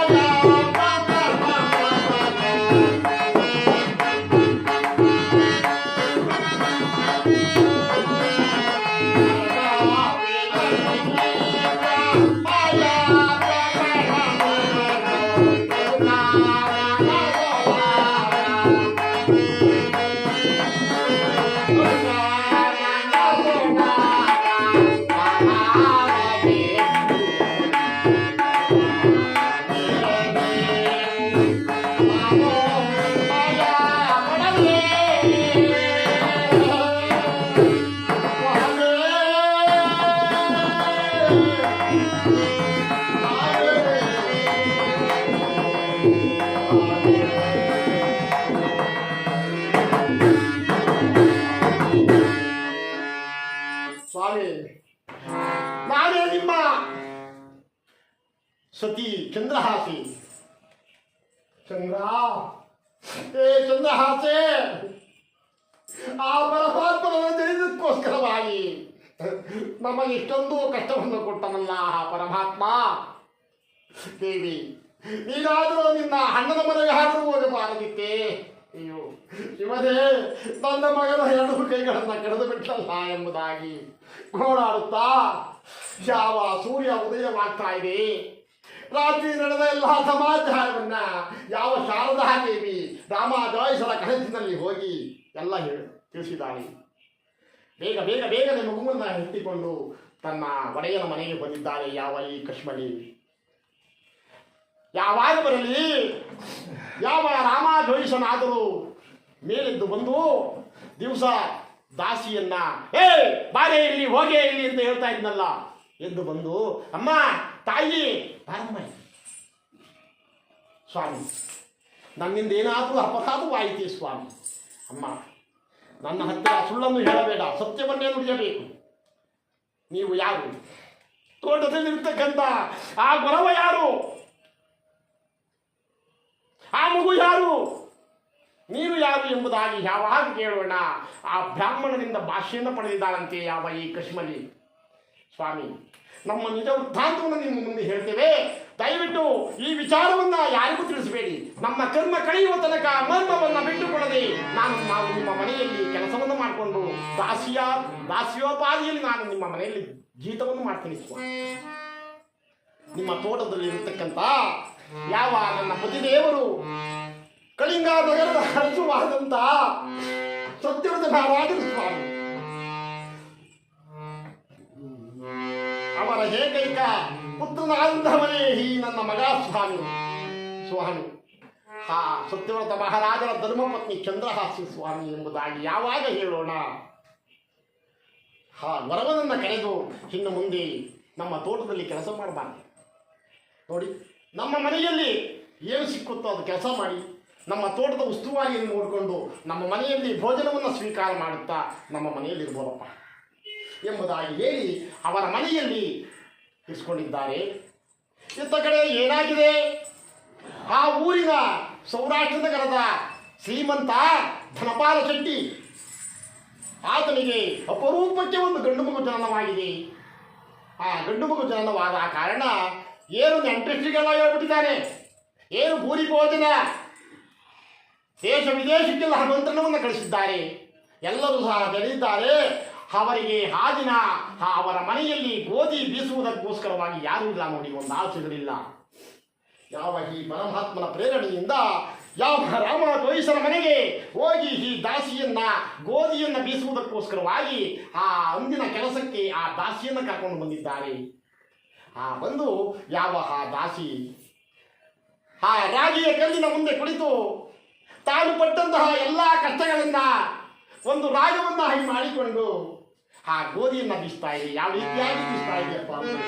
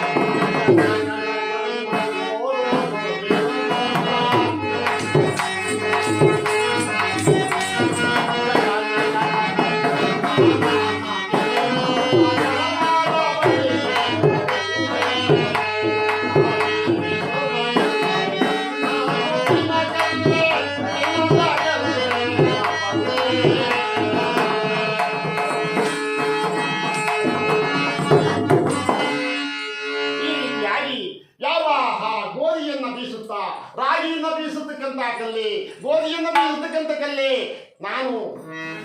ನಾವು ಈ ರೀತಿಯಾಗಿ ಎಷ್ಟು ಕಷ್ಟವನ್ನು ಪಟ್ಟಿದ್ದೇವೆ ಎಲ್ಲವನ್ನು ಒಂದು ರಾಗವನ್ನಾಗಿ ಮಾಡಿಕೊಂಡು ಆ ಗೋಧಿಯನ್ನು ಬೀಸ್ತಾ ಇದೆ.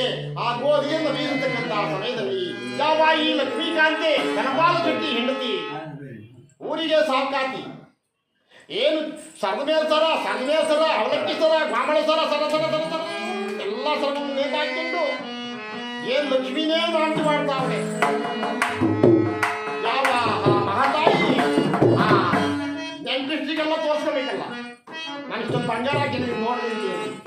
ಆ ಮಗುವನ್ನು ತಂದು ಯಾವ ಈ ದಾಸಿಯ ಬಳಿ ಬಿಟ್ಟು 1,00,000 ಬೆಲೆ ಬಾಳತಕ್ಕಂಥ ಮುತ್ತಿನ ಗಿಲಕಿಯನ್ನ ಆ ಮಗುವಿನ ಕೈಗೆ ಬಿಟ್ಟು ಯಾವ ಈ ದಾಸಿ ನೋಡು 1,00,000 ಬೆಲೆ ಬಾಳತಕ್ಕಂಥ ಮುತ್ತಿನ ಗಿಲಕಿ ಇದೆ, ಹುಷಾರು ಎಂಬುದಾಗಿ ಹೇಳಿ ಬಿಟ್ಟು ಹೋಗಿದ್ದಾಳೆ. ಈತ ಕಡೆ ಪರಮಾತ್ಮನ ಪ್ರೇರಣೆಯಿಂದ ಏನಾಗಿದೆ,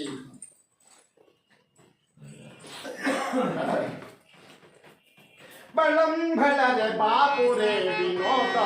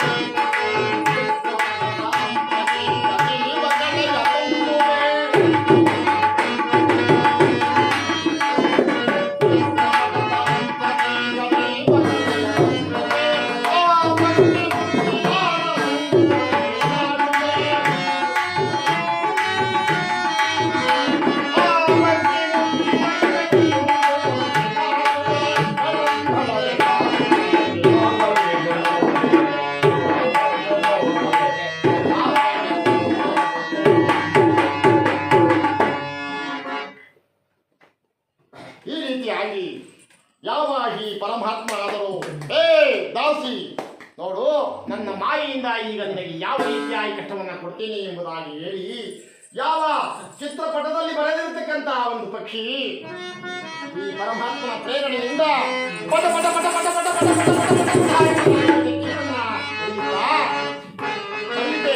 ಆ ಮಗುವಿನ ಕೈಯಲ್ಲಿತ್ತಲ್ಲ 1,00,000 ಬೆಲೆ ಮಾಡತಕ್ಕಂತಹ ಮಗುವಿನ ಗಿಳಿಕೆಯನ್ನು ಕಿತ್ತು ಯಾವ ಈ ದಾಸಿ ನೋಡಿ ಅಮ್ಮವರೇ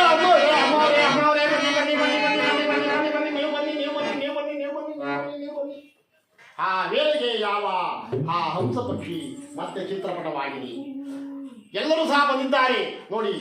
ಆ ಗೋಡೆಯಲ್ಲಿ ಬರೆದಿರತಕ್ಕಂಥ ಹಂಸ ಪಕ್ಷಿ ಜೀವಂತವಾಗಿ ಬಂದು ಮಗುವಿನ ಕೈಯಲ್ಲಿರ್ತಕ್ಕಂಥ ಗಿಲಕಿಯನ್ನ ಕಿತ್ಕೊಂಡು ಸುಳ್ಳು ಹೇಳ್ತಾ ಇದೀಯಾ? ನೋಡು, ಮರ್ಯಾದೆಯಿಂದ ಗಿಲಕಿ ತಂದು ಕೊಟ್ರೆ ಸರಿ, ಇಲ್ಲ ಅಂದ್ರೆ ಎಲ್ಲರನ್ನೂ ಸೇರಿಸ್ಬಿಟ್ಟು ನಿನಗೆ ತಕ್ಕ ಶಾಸ್ತಿ ಮಾಡ್ತೇನೆ ಎಂಬುದಾಗಿ ಹೇಳಿ ಯಾವ ಈ ದಾಸಿಯನ್ನ ಬಲವಂತವಾಗಿ ಒಡೆದು ಎಳೆದಾಡುತ್ತಾ ಕೇಳುತ್ತಿರಬೇಕಾದರೆ ಆ ವೇಳೆಗೆ ಗಂಡ ಬಂದಿದ್ದಾನೆ. ಯಾವ ಹೀಗರವ ವಿಷಯವನ್ನು ತಿಳಿದು ಯಾವ ಈ ತನ್ನ ಹೆಂಡತಿಗೆ ಹೇಳ್ತಾ ಇದ್ದಾನೆ, ಚಂದ್ರ ನೀನು ತಗೊಂಡಿದ್ರೆ ಕೊಟ್ಬಿಡು ಸ್ವಾಮಿ, ಎಂದಾದರೂ ನಾನು ಕಳ್ಳತನವನ್ನು ಮಾಡಿರುವುದನ್ನು ನೀವು ನೋಡಿದ್ದೀರಾ? ಸತ್ಯವಾಗಿ ಶಿವನ ಪಾದ ಸಾಕ್ಷಿಯಾಗಿ, ಹರನ ಪಾದ ಸಾಕ್ಷಿಯಾಗಿ, ಎತ್ತ ತಂದೆ ತಾಯಿಗಳ ಪಾದ ಸಾಕ್ಷಿಯಾಗಿ, ಸೂರ್ಯ ಚಂದ್ರಾದಿಗಳ ಪಾದ ಸಾಕ್ಷಿಯಾಗಿ ನಾನು ಕತ್ತವಲ್ಲ ಕೊಡ್ತೀವೋ ಎಂದೋ ಕೊಡ್ತೋ ಎಂಬುದಾಗಿ ಯಾವ ಈ ಗೊರವನನ್ನ ನೂಕಿ ನೂಕಿ ಎಳೆದಾಡುತ್ತಾ ಕೇಳುತ್ತಿರಬೇಕಾದರೆ ಆತನ ಜೋಬಿನಿಂದ ಆತನ ಕಂಬಳಿಯಿಂದ ಆ ಮುತ್ತಿನ ರೀತಿ ಸಾಕಿ ಬರಿ.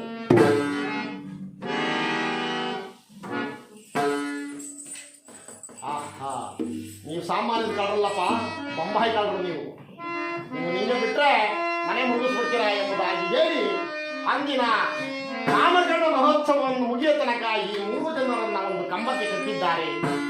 ನಾಮಕರಣ ಮಹೋತ್ಸವವನ್ನ ಮುಗಿಸಿಕೊಂಡು ಯಾವ ಈ 3 ಜನರನ್ನ ಕಟ್ಟಿ ಬಂಧಿಸಿದ್ರಲ್ಲ ಅಗ್ಗವನ್ನು ಹೋಗ್ತಾ ಇದ್ದಾರೆ. ಯಾವ ರಾಜ ನೋಡಿ, ಆ ಸೌರಾಷ್ಟ್ರದ ನಗರದ ರಾಜ ಬೇರೆ ಯಾರು ಅಲ್ಲ, ಯಾವ ಈ ಸತ್ಯವ್ರತವರ ಮಹಾರಾಜನ ಬಾಮೈದ ಯಾವ ಚಂದ್ರಹಾಸ್ಯ ಆತನ ಒಳ ಹುಟ್ಟಿದ ತಂಗಿ,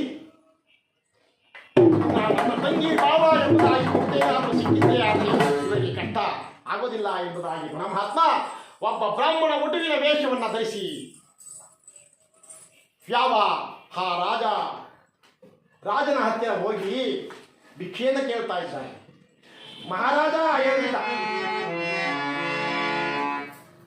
ಓಹೋ, ಇನ್ನ ಈ ಬ್ರಾಹ್ಮಣೋತ್ತಮರು ನನ್ನನ್ನು ಏನು ಕೇಳ್ತಾರೆ? ಏನು ಅಮ್ಮಮ್ಮ ಅಂದರೆ ಒಂದು ತಿಂಗಳು ಊಟ ಕೇಳ್ಬೋದು, ಇಲ್ಲ ಒಂದು 50 ಕೋಟಿ ದುಡ್ಡು ಕೇಳ್ಬೋದು, ಇಲ್ಲ ಯಾವುದೋ ಒಂದು ಮನೆ ಕೇಳ್ಬೋದು ಎಂಬುದಾಗಿ ಹೇಳಿ ಆ ಬ್ರಾಹ್ಮಣರು ಭಾಷೆಯನ್ನ ಯಾವಾಗ ಕೇಳಿ ಕೊಟ್ಬಿಟ್ಟ.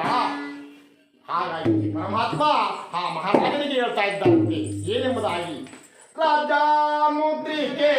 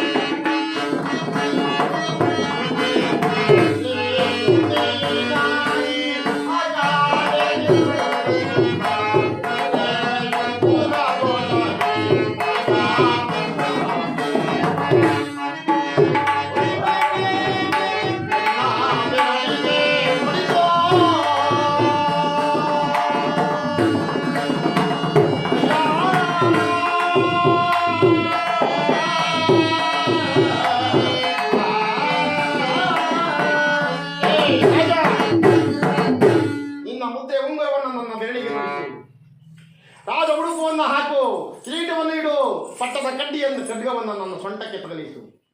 ಇದೋ ನೀನು ನನ್ನ ಮಂತ್ರಿಯಾಗಿ ಆ ಕಡೆ ನಿಲ್ಲು, ನನ್ನ ಸಿಂಹಾಸನಕ್ಕೆ ಎತ್ತಿ ಕೂರಿಸು ಎಂಬುದಾಗಿ ಪರಮಾತ್ಮ ಆಜ್ಞೆಯನ್ನು ಮಾಡುವ. ಕೊಟ್ಟ ಭಾಷೆಗೆ ತಪ್ಪಲಾರದೆ ರಾಜ ಬ್ರಾಹ್ಮಣರಿಗೆ ಎಲ್ಲ ಉಡುಪುದೆಲ್ಲವನ್ನ ಧರಿಸಿ ಸಿಂಹಾಸನದಲ್ಲಿ ಕುಂಡಿಸಿದ್ದಾರೆ. ಆ ವೇಳೆಗೆ ಸರಿಯಾಗಿ 3 ಜನ ಕಳ್ಳರನ್ನ ಕರ್ಕೊಂಡು ಬಂದರು. ಏನೋ ನಮ್ಮನೆ ಕಳ್ತನ ಮಾಡಿಬಿಟ್ರು ಸ್ವಾಮಿ. ಏನು ಕಳ್ತನ ಮಾಡಿಬಿಟ್ರು? ಮುತ್ತಿನ ಗಿಲಕ್ಕಿ ಕಿತ್ತು ಬಚ್ಚಿಕ್ಕಿ ಕದ್ದಿಕ್ಕಿ ಇಲ್ಲ, ನಾವು ಕದ್ದಿಲ್ಲ ಅಂತ ಹೇಳಿ ಸುಳ್ಳು ಹೇಳಿದ್ರು. ಅವ್ರು ಹೊಡೆದಿದ್ದಕ್ಕೆ ಜೋವಿಂದ ಬಿದ್ದೋಗ್ರು ಸ್ವಾಮಿ, ಇವ್ರಿಗೆ ಶಿಕ್ಷೆ ಕೊಡಬೇಕು. ಏನು ಎಣ್ಣೆ ಅಲ್ಲ, ಕೊಟ್ರ ಸುಳ್ಳ ನಿಜವಲ್ಲ? ಇಲ್ಲ ಸ್ವಾಮಿ, ನಾವು ಕದ್ದೋರಲ್ಲ ಸ್ವಾಮಿ. ಹರನ ಪಾದ ಸಾಕ್ಷಿಯಾಗಿ, ಶಿವನ ಪಾದ ಸಾಕ್ಷಿಯಾಗಿ, ಎತ್ತ ತಂದೆ ತಾಯಿಗಳ ಪಾದ ಸಾಕ್ಷಿಯಾಗಿ ನಾವು ಕದ್ದವರಲ್ಲ ಸ್ವಾಮಿ. ನಿದ್ದೆ ಮಾಡುವಂಥವರು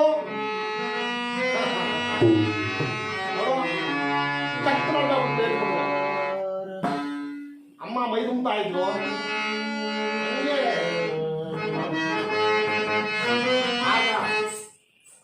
ಯಾವಾಗ ಮಹಾತಾಯಿ ಮಹಾರಾಜ ಯಾವ ಈ ಇಂದು ಮುಂದೆ ಯೋಚನೆಯನ್ನು ಮಾಡದೆ ತನ್ನ ರಾಜದೂತರನ್ನ ರಾಜಭಟರನ್ನ ಕರೆದ, ಇವಳಿಗೆ ಕಳ್ಳತನವನ್ನ ಹೇಳಿಕೊಡದಂತೆ ಈತನ ಕಣ್ಣುಗಳನ್ನು ಕಿತ್ತಾಕಿ, ಇವಳಿಗೆ ಮಾತನಾಡದಂತೆ ನಾಲಿಗೆಯನ್ನು ಕತ್ತರಿಸಿ ಎಂಬುದಾಗಿ ನಮ್ಮ ರಾಜ್ಯದ ಗಡಿಯಿಂದ ಆಚೆಗೆ ಎಸೆದು ಬನ್ನಿ ಎಂಬುದಾಗಿ ರಾಜಾಜ್ಞೆಯಾಗಿದೆ. ಅದರಂತೆ ರಾಜಭಟರು ಈ 3 ಜನರನ್ನ ಎಳೆದು ಧರನೆ ಎಳೆದುಕೊಂಡು ಹೋಗ್ತಾ ಇದ್ದಾರೆ. ಯಾವ ಈ ಸತ್ಯವ್ರತ ಮಹಾರಾಜ ಯಾವ ಈ ಪರಮಾತ್ಮನನ್ನ ಯಾವ ರೀತಿಯಾಗಿ ಸ್ಮರಿಸ್ತಾ ಇದ್ದಾರಪ್ಪ ಅಂದ್ರೆ ದಿನಪಾ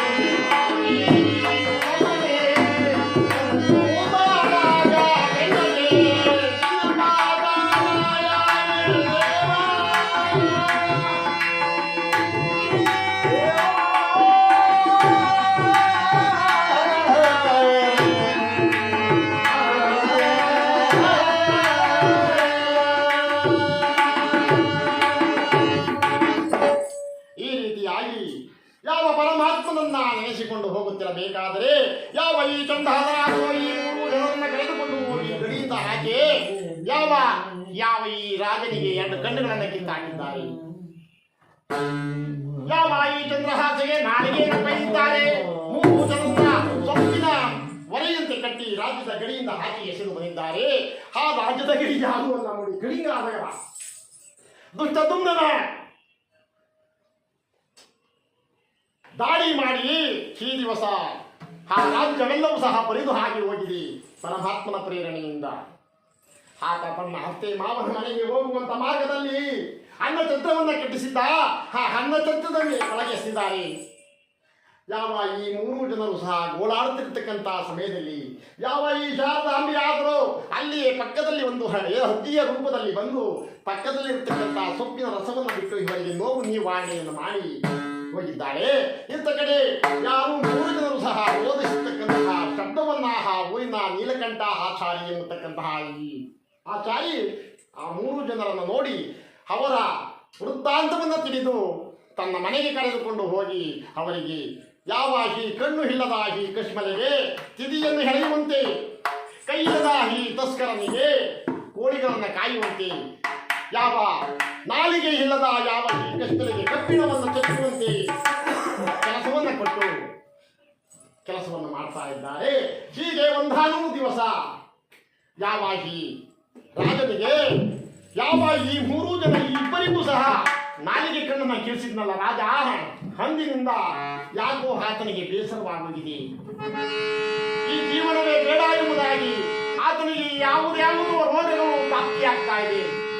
ಆಗ ಆತ ಒಂದು ಡಂಗುರವನ್ನು ಸಾರ್ತಾ ಇದ್ದಾನೆ. ಇಂಥ ಕಡೆ ಏನಾಗಿದೆ, ಯಾವ ಈ ರಾಜ ಸತ್ಯವ್ರತ ಬರವ ಮತ್ತು ಕಶ್ಮಲೆ ಸ್ವಾಮಿ, ನಾವು ಬಹಳಷ್ಟು ದಿವಸದಿಂದ ಒಂದು ಪುಣ್ಯ ಕಥೆಯನ್ನು ಕೇಳಬೇಕು, ನೋಡಬೇಕು, ಮಾಡಿಸಬೇಕು ಅಂದ್ಕೊಂಡಿದ್ದು. ಇವಾಗ ಅದಕ್ಕೆ ತಕ್ಕ ಸಮಯ ನಾವು ಈ ದಿವಸ ಕಾರ್ಯವನ್ನ ಮಾಡೋಣ ಎಂಬುದಾಗಿ ಹೇಳಿ ಅಂದು ತನ್ನ ಒಡೆಯ ನೀಲಕಂಠಾಚಾರಿ ಆಜ್ಞೆಯಂತೆ ಯಾವ ನಮ್ಮ ಮಂಜೇಗೌಡ ಮತ್ತು ಶಾರದಮ್ಮನವರ ಮನೆಯಲ್ಲಿ ಈ ಪರಮಾತ್ಮನ ಪ್ರತಿಮೆಯನ್ನು ಇರಿಸಿ ಯಾವ ರೀತಿಯಾಗಿ ಕಥಾ ಭಾಗವನ್ನು ಮಾಡಿಸ್ತಾ ಇದ್ದಾರೋ ಅದೇ ರೀತಿಯಾಗಿ 3 ಜನ ಮುತ್ತೈದರಿದ್ದರಮ್ಮ. ಎದ್ದಳಮ್ಮ, ನೀನು ಎದ್ದಳಮ್ಮ, ಪರವಾಗಿಲ್ಲ, ಎದ್ದಳು.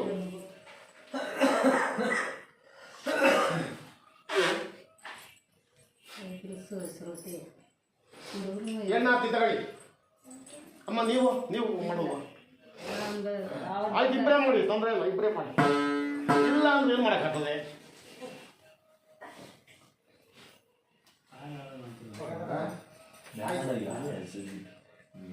ಬೇಜಾನ್ ಆಡಾಡ್ಬಿಟ್ರು ಮಾಡಕ್. ಅದೇನು ಗೊತ್ತಾ, ಪಲ್ವಿ ಅನುಪಲ್ವಿ ಚರಣ ಅಂತ ಇರೋದು. ಅವ್ರು ಹಂಗಲ್ಲ, ಚರಣನ ಅಂಚರಣ, ಅಂಚರಣಕ್ಕೆ ಅಂಚರಣ. ಉಳ್ಬ ಅಲ್ಲ ಅವರು, ದಾಸರು ಎಲ್ಲಾರ್ತಾರಲ್ಲ ಅವರು. ವಾದ್ಯದ್ರ ಕೆಲಸ ಕೊಡ್ತಾರೆ ಅಂದ್ರೆ ಅಷ್ಟಿಷ್ಟಲ್ಲ ಅದು. ಬೇಜಾನ್ ಆಗ್ಬಿಟ್ಟದಪ್ಪ. 3 ನಾಟಕಕ್ಕಾಗ ತಗೊಳಪ್ಪ.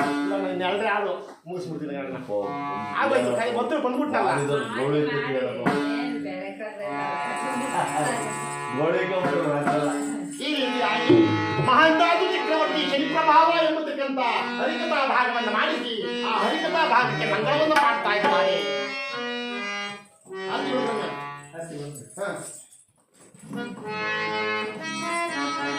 ಆರತಿ ಬೆಳಕು ಬಾರಪ್ಪ, ಅಂದವಿಲ್ಲ ಕಮನಾಯಪ್ಪ.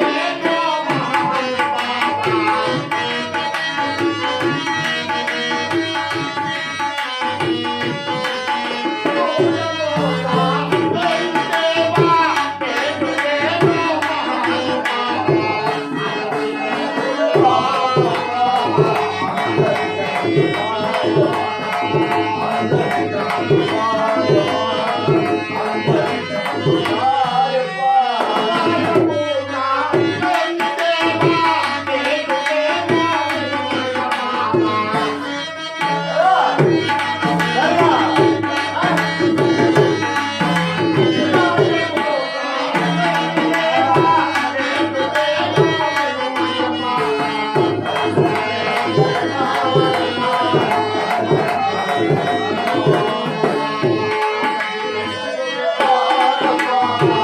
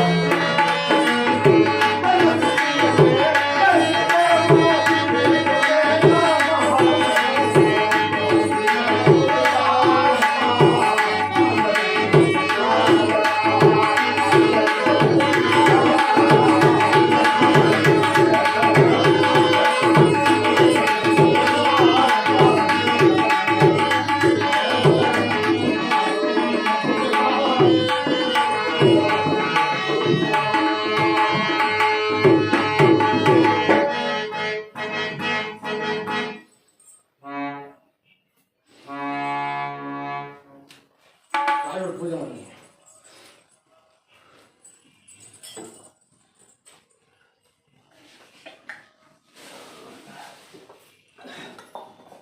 ಆಡಿದ್ದು ಅಡ್ಕ ಪಲ್ಲವಿ ಅಂಡ್ ಪಲ್ಲವಿ ಚರಣ ಎಲ್ಲ ಕೀರ್ತನೆಗಳಿರೋದು ಅವ್ರಿಗೆ ಹಂಗಲ್ಲ 3 ಸತಿ ರಿಪೀಟ್.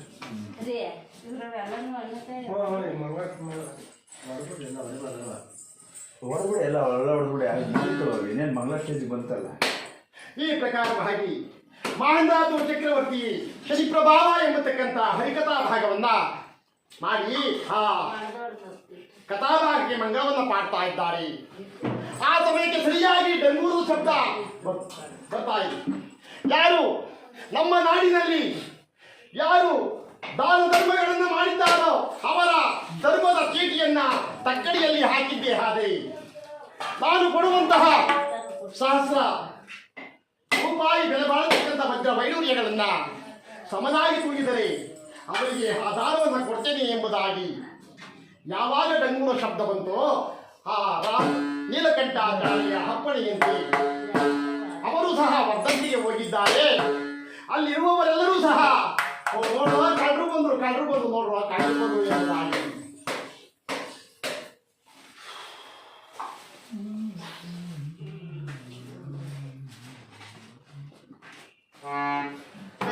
ಎಲ್ಲರೂ ಸಹ ಈ ವರ್ಣ ತಿರಿತಾ ಇದ್ದಾರೆ. ಆಗ ಯಾವಾಗಿ ಸತ್ಯವ್ರತ ಮಹಾರಾಜರಾದರು ತಾನು ಮಾಡಿದ ದಾನ ಧರ್ಮ ಎಲ್ಲವನ್ನು ಸಹ ಒಂದು ತಾಳೆ ಗರಿಯಲ್ಲಿ ಬರೆದು ಆ ತಕ್ಕಡಿಯ ಸುತ್ತಲೂ ಸಹ 3 ಸುತ್ತು ಪ್ರದಕ್ಷಿಣೆಯನ್ನು ಹಾಕಿ ಕುಲದೇವರನ್ನ ಮನದಲ್ಲಿ ನೆನೆದು ಆ ತಕ್ಕಡಿಯಲ್ಲಿ ಆ ತಾಳೆ ಗರಿಯನ್ನು ಇಟ್ಟಿದ್ದಾರೆ. ಆ 10,000 ಹೊನ್ನು ಆ ತಾಳೆ ಗರಿ ಇಟ್ಟಂತ ತಕ್ಕಡಿ ಸಮನಾಗಿ ತೂಗ್ಬಿಡ್ತು. ಪರಮಾತ್ಮ ಯೋಚನೆ ಮಾಡಿದ, ನಾನು ಈಗಲಾದರೂ ಹೋಗಿ ಈತನಿಗೆ ಕಷ್ಟವನ್ನು ಕೊಡದೆ ಹೋದರೆ ನಾನು ಛಾಯಾಸುತನಾದ ಶ್ರೀದೇವನೇ ಅಲ್ಲ ಎಂಬುದಾಗಿ ಬಂದು ಆತ ಬಂಗಾರದ ತಕ್ಕಡಿಯಲ್ಲಿ ನಿಂತು ತಟ್ಟಲಿಸುವುದ ಯಾವಾಗ ಪಡೆಯಲಿ ಆ ತಾಳೆ ಗರಿ ತಕ್ಕಡಿ ಮೇಲೆ ಹೊರಟಿದ್ದು ಬಂಗಾರವೆಲ್ಲವೂ ಸಹ ಹಾರಾಡ್ತಾ ಇದೆ. ಆಗ ಯಾವಾಗಿ ಕುರುಡನನ್ನ ಎಳೆದುಕೊಂಡು ಹೋಗಿ ಶೂಲಕ್ಕಾಗಿ ಎಂಬುದಾಗಿ ರಾಧಾಜ್ಞೆ ಆಯಿತು. ಆ ವೇಳೆಗೆ ಸರಿಯಾಗಿ ಅಲ್ಲಿ ಇದ್ದಂತಹ ಸೇರಿದಂತಹ ದೊಡ್ಡವರೆಲ್ಲರೂ ಸಹ ಸೇರಿ ದೇವರಲ್ಲಿ ಹೆಚ್ಚು ಕಮ್ಮಿ ಆಗಿರ್ಬೋದು ಎಂಬುದಾಗಿ ಹೇಳಿ ಆ ತಕ್ಕಡಿಯನ್ನ ಬರೆದಿರ್ತಕ್ಕಂಥ ತಾಳೆ ಗರಿಯಲ್ಲಿ ಎಲ್ಲವನ್ನ ನೋಡಿ ಆದರೆ ರಾತ್ರಿ ಬರೆದಿರ್ತಕ್ಕಂಥ ಭಾಗವನ್ನು ಬರೆದಿರುವುದು ಅದನ್ನು ಬರೆಸಿ ಯಾವಾಗ ಆ ತಕ್ಕಡಿಯಲ್ಲಿ ಹಾಗಲಿ ಆ ತಕ್ಕಡಿ ಸಮನಾಗಿ ಬಿಟ್ಟು ಪರಮಾತ್ಮ ತಕ್ಕಡಿಯಲ್ಲಿ ನಿಂತು ಜಗ್ಗಿಸಿಕೊಳ್ಳಲು ಸಹ ಹಳ್ಳಾಗಲಿಲ್ಲ. ಆಗ ರಾಧಾಜ್ಞೆಯಾಗಿದೆ, ಯಾರು ನಮ್ಮಲ್ಲಿ ಪತುರತಾ ಶಿರೋಮಣಿಯರು ಇದ್ದಾರೋ ಅಂತಹವರ ಮಾಂಗಲ್ಯವನ್ನು ತಂದು ತಕ್ಕಡಿಗೆ ಹಾಕಿದ್ದೆ. ಆದರೆ ಆ ಹಾರಾಡತಕ್ಕಂಥ ಬಂಗಾರ ವಜ್ರ ವೈಡೂರ್ಯ ಮುತ್ತು ರಕ್ತ ಧನ ಕನಕಗಳೆಲ್ಲವೂ ಸಹ ಆ ತಕ್ಕಡಿಯಲ್ಲಿ ಬರಲಿ ಎಂಬುದಾಗಿ ಯಾವಾಗ ಆಜ್ಞೆಯಾಗಿದೆ ಅದರಂತೆ ಆ ಊರಿನ ಶ್ರೀಮಂತಿಯಾದ ಧನಪಾಲ ಶೆಟ್ಟಿಯ ಹೆಂಡತಿ ಲಕ್ಷ್ಮೀಕಾಂತೆ. ಅವಳು ಹೆಸರಿಗೂ ಲಕ್ಷ್ಮೀಕಾಂತಿನೇ, ಅವಳು ಇದ್ದಿದ್ದು ಲಕ್ಷ್ಮೀಕಾಂತಿನೇ ಬಿಡ್ಬೇಕು. ಆ ಲಕ್ಷ್ಮೀಕಾಂತಿಯಾದರೂ ಬಂದು ತನ್ನ ಗಂಡ ಕಟ್ಟಿದಂತ ಮಾಂಗಲ್ಯವನ್ನ ಹಿಡಿದು 2 ದಿನ ಪಟಂಕಿತ್ತ ತಕ್ಕಡಿ ಒಳಗೆ ಹಾಕಿದ್ಲು, ಅಲ್ಲಾಗಲಿಲ್ಲ. ಯಾವಾಗ ಮಹಾರಾಜ ಚಂದ್ರಶೇಖರ ಹೆಂಡತಿ ಆಕೆ ಚಿತ್ರಮಂಜರಿ ಆಕೆಯಾದರೂ ಬಂದು ನಾನು ಆಕೆಯಾದರೂ ಊರಿನ ಶ್ರೀಮಂತಿ, ಊರಿಗೆ ತಾಯಿ ಇದ್ದಂತೆ, ನಾನು ಈ ನಾಡಿಗೆ ತಾಯಿ ಇದ್ದಂತೆ ಎಂಬುದಾಗಿ ಅವಳು ಸಹ ದುರಹಂಕಾರದಿಂದ ತನ್ನ ಗಂಡ ಕಟ್ಟಿದ್ದ ಮಾಂಗಲ್ಯವನ್ನು ಕಿತ್ತು ತಕ್ಕಡಿಯಲ್ಲಿ ಹಾಕಿದ್ರು, ಅಲ್ಲಾಗಲಿಲ್ಲ. ಯಾವ ಈ ಕಶ್ಮಲಿಗೆ ರಾಜನ ಗುರುತು ಸಿಕ್ಕಿದೆ ನೋಡಿ. ಆಗ ಆ ತನ್ನ ಗಂಡನ ಹತ್ತಿರ ಹೇಳ್ತಾ ಇದ್ರಿ, ಸ್ವಾಮಿ ಏನು ಚಂದ್ರ, ಸಿಂಹಾಸನದ ಮೇಲೆ ಕುಳಿತಂತವನು ಬೇರೆ ಯಾರು ಅಲ್ಲ ಸ್ವಾಮಿ, ನನ್ನ ಒಡ ಹುಟ್ಟಿದ ಅಣ್ಣ ಸ್ವಾಮಿ. ಆದರೆ ನಮ್ಮ ಕಷ್ಟ ಕಳೆಯುವ ತನಕ ನಾವು ಮರ್ಮವನ್ನ ಬಿಟ್ಟು ಕೊಡದೆ ಕಾಲ ಕಳೆಯೋಣ. ನಾನು ಆತ್ಮ ಸ್ವಾಮಿ, ಆಕು ಚಂದ್ರ ಎಂಬುದಾಗಿ ತನ್ನ ಗಂಡನ ಪಾದಕ್ಕೆ ನಮಸ್ಕರಿಸಿ ಸೂರ್ಯ ಚಂದ್ರಾದಿಗಳನ್ನ ಮನದಲ್ಲಿ ನೆನೆದು ಕುಲದೇವರನ್ನ ಮನದಲ್ಲಿ ನೆನೆದು ತಂದೆ ತಾಯಿಯರನ್ನ ಮನದಲ್ಲಿ ನೆನೆದು ತನ್ನ ಅಣ್ಣನಿಗೆ ದೂರದಿಂದಲೇ ನಮಸ್ಕರಿಸಿ ಆ ಕೆಳಗಿನ ಮರೆಯಿಂದ ಅವಳ ಮಾಂಗಲ್ಯವನ್ನ ಬಿಚ್ಚಿ ತಕ್ಕ ತಕ್ಕಡಿಯ ಸುತ್ತಲೂ ಸಹ 3 ಸುತ್ತು ಪ್ರದಕ್ಷಿಣೆಯನ್ನು ಹಾಕಿ ತಕ್ಕಡಿಗೆ ನಮಸ್ಕರಿಸಿ ಆ ಮಾಂಗಲ್ಯವನ್ನ ತಕ್ಕಡಿಯಲ್ಲಿ ಹಾಕಿದ್ದಾಳೆ. ಹಾರಾಡ್ತಾ ಇತ್ತಲ್ಲ ದಾನ ಧರ್ಮ ಎಲ್ಲ ಮೇಲ್ಗಡೆ ಎಲ್ಲದಕ್ಕೂ ತಕ್ಕಡಿ ನಿಂತ್ಕೊಂಡ್ಬಿಡ್ತು. ಆತ್ಮ ಯೋಚನೆ ಮಾಡ್ದ, ಈಗಲಾದರೂ ನಾನು ಹೋಗಿ ಚೆನ್ನಾಗಿ ಮಾಡಬೇಕಿಲ್ಲ.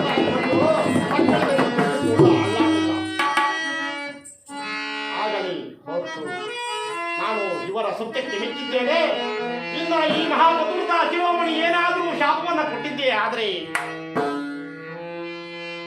ಆ ಶಾಪ ವಿಮೋಚನೆ ಮಾಡುವುದು ಹರಿಹರ ಬ್ರಹ್ಮವಂದರೂ ಸಹ ಸಾಧ್ಯವಿಲ್ಲ ಎಂಬುದಾಗಿ ಹೇಳಿ ಆ ಪರಮಾತ್ಮ ತಕ್ಕಡಿಯಲ್ಲಿ ತಕ್ಕನೆ ಪ್ರತ್ಯಕ್ಷನಾಗ್ತಾನೆ. ನಿತ್ಯದಿಂದಲಿ ಕೋಟೆ ಧರು ಜನ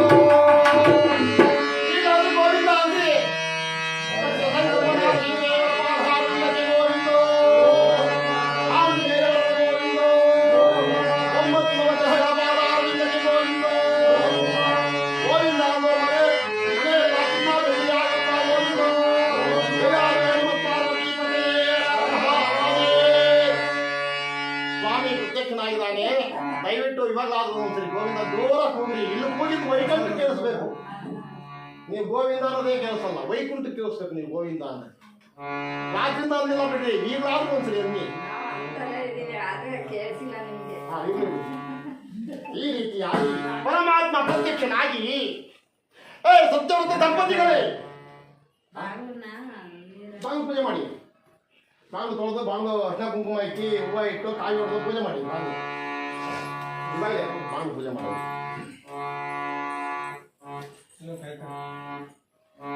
ಅಯ್ಯ ಸತ್ಯವ್ರತ ದಂಪತಿಗಳೇ, ನಿಮ್ಮ ಸತ್ಯಕ್ಕೆ ನಾನು ಮೆಚ್ಚಿದ್ದೇನೆ. ಇದು ಇಲ್ಲಿನ ಮನೆಗೆ ನಾನು ಹಲವಾರು ಕಷ್ಟಗಳನ್ನು ಕೊಟ್ಟೆ, ಆದರೆ ನಿಮ್ಮ ಸತ್ಯವನ್ನು ಮೆಚ್ಚಿ ನಾನು ಈಗ ನಿಮಗೆ ದರ್ಶನ ಭಾಗ್ಯವನ್ನು ಕೊಟ್ಟಿದ್ದೇನೆ. ಅಂದು ರಾಜ ಸಭೆಯಲ್ಲಿ ರಾಜ ಸಿಂಹಾಸನದ ಮೇಲೆ ಕುಳಿತು ಕಲಿತ ಪಾಳೆಯನ್ನು ಬಳೆಯುತ್ತಾ ನನ್ನನ್ನು ನಿಂದಿಸಿದೆಯಲ್ಲ, ಅಂದೇ ನಿನ್ನನ್ನು ನಾನು ತಿಳಿಸಬಹುದು. ಆದರೆ ಈ ನಿಮ್ಮ ಕಥಾ ಕಾಲಕ್ಷೇಪ ಸೂರ್ಯ ಚಂದ್ರ ಇರುವ ತನಕೂ ಸಹ ಅಮರವಾಗಿ ಉಳಿಯಲಿ ಎಂಬುದಾಗಿ ಈ ಕಥಾಭಾಗವನ್ನು ನಾನು ಅಯ್ಯ ನಿನಗೆ ಏನು ಬರಬೇಕು ಕೇಳು ಎಂಬುದಾಗಿ ಪರಮಾತ್ಮ ಯಾವಾಗ ಕೇಳಲಿ, ಯಾವಾಗ ಈ ಸತ್ಯವ್ರತ ಮಹಾರಾಜ ಕೇಳ್ತಾ ನಮ್ಮಂತವ್ರನ್ನ ಕೇಳಿದ್ರೆ ನಮ್ಮನೆ ಮಾಡಿ ಎಲ್ಲ ಬಂಗಾರ ಆಗೋಗ್ಲಿ ಅಂತ ಕೇಳ್ತಾ ಇತ್ತು. ಮಹಾರಾಜ ಆ ರೀತಿ ಕೇಳಲಿಲ್ಲ. ಆ ಮಹಾರಾಜ ಏನೆಂಬುದಾಗಿ ಕೇಳ್ತಾ ಇದ್ದಾನಪ್ಪ ಅಂದ್ರೆ, ಪ್ರತಿನಿತ್ಯವೂ ನಿನ್ನ ಪರದಯ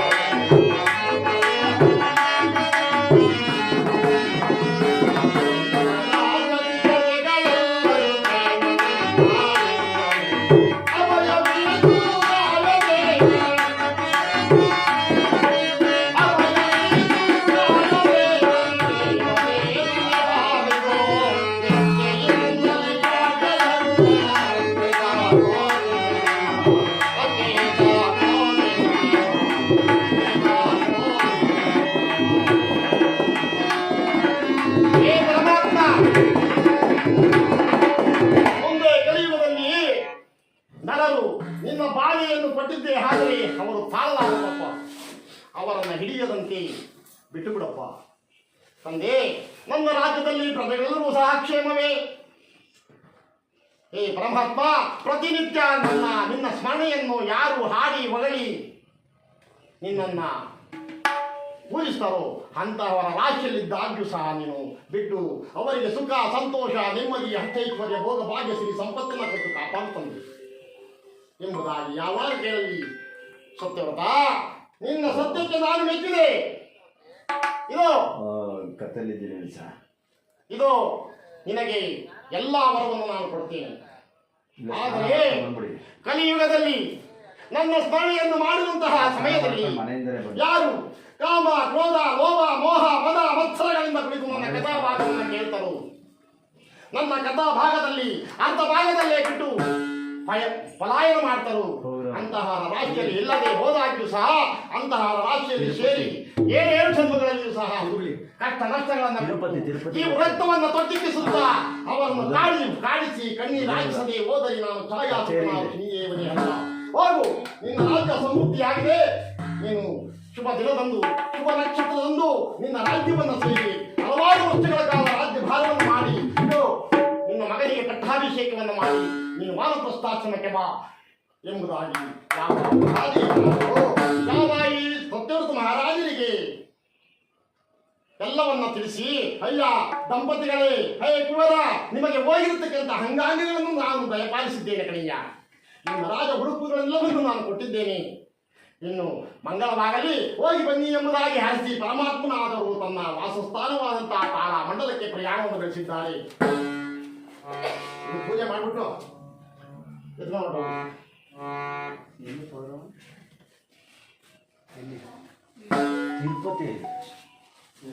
ತಾರ ಮಂಡಲಕ್ಕೆ ಪ್ರಯಾಣವನ್ನು ಮಾಡಿದ್ದಾರೆ. ಅಂದ ಮೇಲೆ ಯಾವ ಈ ಸತ್ಯವ್ರತ ದಂಪತಿಗಳು ಅಂದು ಯಾವ ಈ ಚಂದ್ರಹಾಸಿ ಆದರೂ ತನ್ನ ಹಣ್ಣದಾದ ಸೂರಸೇನು ಮಹಾರಾಜನ ಮನೆಯಲ್ಲಿ ಸಂತೋಷವಾಗಿ ಹಣೆಯನ್ನು ಮಾಡಿ ಒಂದು ವಾರ ಅವರ ಮನೆಯಲ್ಲಿದ್ದು ಆ ಚಂದ್ರಸೇನು ಮಹಾರಾಜನ ಮಗಳಾದಂತಹ ಚಿತ್ರಮಂಜರಿಯನ್ನ, ಚಿತ್ರಲೇಖ ಎಂಬ ಮಗಳನ್ನ ಯಾವ ತನ್ನ ಹಿಂದಿಯ ಮಗನಾದ ಚಂದ್ರಹಾಸನಿಗೆ ಕೊಟ್ಟು ಬಾಲ್ಯ ವಿವಾಹವನ್ನು ಮಾಡಿ ಶುಭ ದಿನ, ಶುಭ ನಕ್ಷತ್ರ, ಶುಭ ತಾರೆ, ಶುಭ ದಿನದಂದು ಯಾವ ಆನೆ ಹಂಬಾರಿಗಳ ಮೇಲೆ ಯಾವ ಉಜ್ಜಯಿನಿ ನಗರಕ್ಕೆ ರಾಜ ದಂಪತಿಗಳು, ಉಜ್ಜಯಿನಿ ಇಲ್ಲ ಕಳಿಂಗ ನಗರಕ್ಕೆ ರಾಜ ದಂಪತಿಗಳು ಬಂದು ಹಲವಾರು ವರ್ಷಗಳ ಕಾಲ ಸುಖವಾಗಿ ರಾಜ್ಯಭಾರವನ್ನ ಮಾಡುತ್ತಾ ಯಾವ ಎತ್ಕೊಂಡು ಬೈ ಎಲ್ಲಿ ಇಟ್ಬೇಕದ ಎಲ್ಲಿಗೆ ಇಟ್ಬೇಕು ಅಂದೆ ಎಲ್ಲರೂ ಎಕ್ಕದ ಗಿಡನ ಯಾವನ ಇದ್ರೆ ಅದನ್ನ ಗುಡ್ಕಿ ಇಟ್ಬಿಟ್ಟು ಆಮೇಲೆ ದೇವಸ್ಥಾನ ಕೊಟ್ರಾಯ್ತು. ಇದು ಹಂಗ ಬಾಂಡ್ಲಿ ಸಮೇತ ಇಟ್ಬೇಕು. ಹಾ, ಬಾಂಡ್ಲಿ ಸಮೇತ ಇಟ್ಬಿಟ್ಟು ಯಾರು ತಗೊಂಡೋಗಲ್ಲ ನಿಮ್ಮ ಬಾಂಡ್ಲಿನ. ಒಂದು ಬಟ್ಟೆ ತಗೊಳ್ಳಿ, ಆ ಕಡೆ ಇಟ್ಕೊಂಡು ಒಂದು ಬಟ್ಟೆ ಇಟ್ಕೊಂಡು ಆ ಕಡೆ ಇಟ್ಕೊಂಡು ತಗೊಂಡೋಗಿ ಮತ್ತೆ ಅಲ್ಲಿ ಬಿಟ್ಬಿಟ್ಟು ಬರ್ಬೇಕಾದ್ರೆ ಹಿಂದಿನ ನೋಡ್ಬೇಡಿ, ಬಂದು ಪೂಜೆ ಮಾಡಿ ಬೇಗ ಬರ್ಬೇಕು. ಮಂಗಳಾರತಿ ಪೂಜೆ ಮಾಡ್ಬೇಕು. ಮಂಗಳಾರತಿ ಲಾಸ್ಟ್ ಪೂಜೆ ನೀವೇ ತಗೊಂಡೋಗಿ ಅವ್ರು ಮಂಗಳಾರತಿ ಮಾಡಿ.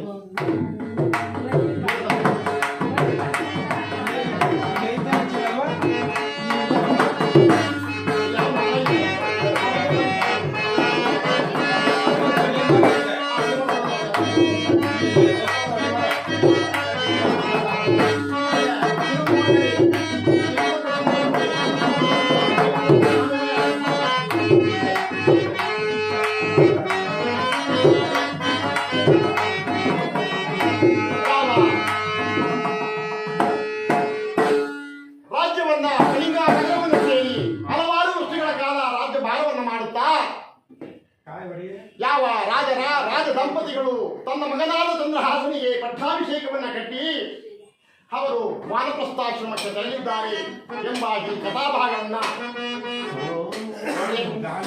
ರಾತ್ರಿಯಿಂದ ಕೇಳಿರಿ. ಈ ಕಥೆನ ಯಾರು ಯಾರಿಗೆ ಎಲ್ಲಿ ಈ ಕಥೆ ಹೇಳಿದ್ರು? ದಾಸರು ಮಂಜೇಗೌಡರ ಮನೆಗೆ ನಮ್ಗೆ ಕಥೆ ಹೇಳಿರೋಲ್ವಾ? ಯಾರು ಎಲ್ಲಿ ಯಾರಿಗೆ ಈ ಕಥೆ ನೋಡಪ್ಪ ಅಂತ ಹೇಳಿ ನೀವು ಕಥೆ ಕೇಳಿದ್ದು ಸಾಧ್ಯ.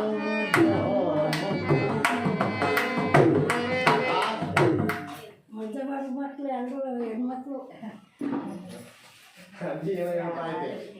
ನೋಡಿ, ಕಾವ್ಯದಲ್ಲಿ ಯಾವ ಬೃಹತ್ ಶಬರಿಗಳು ತನ್ನ ಶಿಷ್ಯರಾದಂತ ಪಾಂಡುಪುತ್ರರಿಗೆ ಹುಲ್ಲು ಹಾಸಿಗೆಯ ಮೇಲೆ ಪರಮಾತ್ಮನ ಪ್ರತಿಷ್ಠಾಪಿಸಿ ದೀಪ ಧೂಪಗಳಿಂದ ಸ್ನಾನ ಮಡಿಗಳಿಂದ ಹೋಮ ಹರ್ಯಾದಿಗಳಿಂದ ಆ ಕಥಾಭಾಗಕ್ಕೆ ಮಂಗಳವನ್ನು ಮಾಡ್ತಾ ಇದ್ದಾರೆ. ಅಂದ ಮೇಲೆ ಅಣ್ಣ ತಮ್ಮಂದಿರಿ, ಅಕ್ಕ ತಂಗಿಯರಿ, ಭಕ್ತ ಮಹಾಶಯರಿ, ನಾವು ದಾಸಾರು ದಾಸರಲ್ಲ, ದಾಸಾರು ದಾಸರು ಪಾಲ್ಗೊಳ್ಳುವುದು ಸಹ ನಾವು ಹಂಸಪಕ್ಷಿಗೆ ಹಾಲು ನೀರನ್ನು ಬೆಳೆಸಿದ್ದಾಗ ಆ ಹಂಸಪಕ್ಷಿಯಾದರೂ ಶ್ರೇಷ್ಠವಾದ ಹಾಲನ್ನ ಹೀರಿ ನೀರನ್ನು ಯಾವ ರೀತಿಯಾಗಿ ಬಿಡುತ್ತದೆಯೋ ಈ ಹಂಪ ಪಾಮರನ್ನು ಕಥೆ ಮಾಡಿರ್ತಕ್ಕಂಥ ಈ ಕಥಾಭಾಗವನ್ನ ಒಳ್ಳೆಯ ಸಾರಾಂಶಗಳನ್ನ ನೀವು ತಿಳಿದುಕೊಳ್ಳುತ್ತಾ ಹಾಗೇನಾದರೂ ತಪ್ಪು ನುಡಿಗಳಿದ್ದಿದ್ದೇ ಆದರೆ ನಿಮ್ಮ ಮಕ್ಕಳನ್ನ ಯಾವ ರೀತಿಯಾಗಿ ನೀವು ತಿಳಿಸ್ತೀರೋ ಅದೇ ರೀತಿಯಾಗಿ ನಮ್ಮನ್ನು ಕ್ಷಮಿಸಿ ನಮ್ಮ ವಾದ್ಯ ಉನ್ನತಗಳಿಂದಲೂ ಸಹ ನಮ್ಮ ತಾಳ ಲಯ ಎಲ್ಲ ಬದ್ಧವಾಗಿ ನಮ್ಮನ್ನು ಕ್ಷಮಿಸಿ ಈ ಕಥಾಭಾಗಕ್ಕೆ ಮಂಗಳವನ್ನ ಮಾಡಲು ಅವಕಾಶ ಮಾಡಿಕೊಡಬೇಕೆಂಬುದಾಗಿ ಹೇಳಿಕೊಳ್ಳುತ್ತಾ ರಾಜ ಸತ್ಯವ್ರತ ಹಾಗೂ ಶನಿಪ್ರಭಾವ ಎಂಬತಕ್ಕಂಥ ಈ ಕಥಾಭಾಗಕ್ಕೆ ಮಂಗಳವನ್ನ ಮಾಡ್ತಾ ಇದ್ದೇವೆ. ಕಾಯಿ ಹೊಡೆದು ಹಣ್ಣು ಹೊಡೆದು ಪೂಜೆ ಮಾಡಿದ ಅದಕ್ಕೆ ಅರ್ಥ ಹೇಳಿದ್ರ ನೀವು? ಏನ್ ಹೇಳಿ?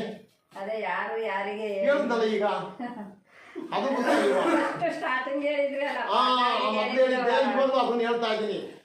ಬೃಹತ್ವ ಶಮನಿಗಳು ಪಾಂಡುಪುತ್ರರಿಗೆ ಕಾವ್ಯಕಾವನದಲ್ಲಿ ಒಂದು ಹಾಸಿಗೆಯ ಮೇಲೆ ಪರಮಾತ್ಮನ ಪ್ರತಿಷ್ಠಾಪಿಸಿ ಆ ಸ್ನಾನಾಮಣಿಗಳಿಂದ ಜಪ ತಪಗಳಿಂದ ಶೃಂಗಾರಮಯವಾಗಿ ಕುಳಿತುಕೊಂಡು ಆ ಧರ್ಮನಂದನಿಗೆ ಕಥಾಭಾಗವನ್ನ ತಿಳಿಸಿದ್ರು ಎಂಬುದಕ್ಕೆ ಆ ಕಥಾಭಾಗಕ್ಕೆ ಮಂಗಳವನ್ನ ಪಾಡ್ತಾ ಇದ್ದಾರೆ. ನಾವು ಸಹ ಮಂಗಳವನ್ನ ಪಾಡ್ತಾ ಇದ್ದೇವೆ ಎಂಬುದಾಗಿ ತಮ್ಮಲ್ಲಿ ಕಳಕಳೆಯವಾಗಿ ಪ್ರಾರ್ಥನೆ ಬೇಡಿಕೊಳ್ಳುತ್ತಾ ಪರಮಾತ್ಮನ ಕಥಾಭಾಗಕ್ಕೆ ಪ್ರಸಾದ ಇಟ್ಬಿಟ್ರು. ಪ್ರಸಾದ ಇಡಿ. ಪ್ರಸಾದ ಪರಮಾತ್ಮನ ಮೊದಲು ನೈವೇದ್ಯ ಮಾಡಿ ಆಮೇಲೆ ಅನುಕೂಲ ಮಾಡಬೇಕು.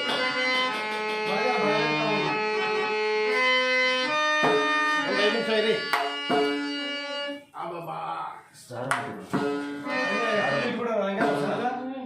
ಅಲ್ಲಿ ಇಟ್ಬಿಡು. ಅದು ಒಂದು ಪ್ರಸಾದ ಒಂದು ಎಲೆನಲ್ಲಿ ಅಲ್ಲಿ ಪ್ರಸಾದ ಇಡಿ. ಎರಡು ಕಡೆ ಇಡಬೇಕು. ಎರಡು ಕಡೆ ಇಡಬೇಕು.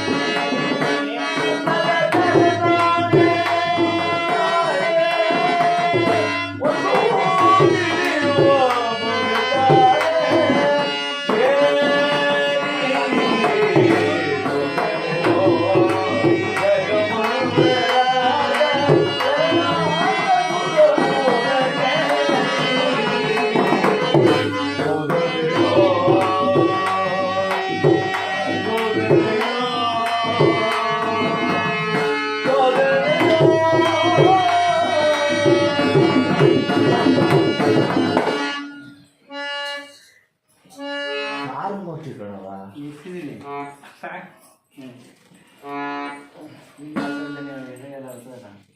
ಸ್ವಾಮಿ ಮಂಗಳ ಮಾಡ್ಬೋದಾ?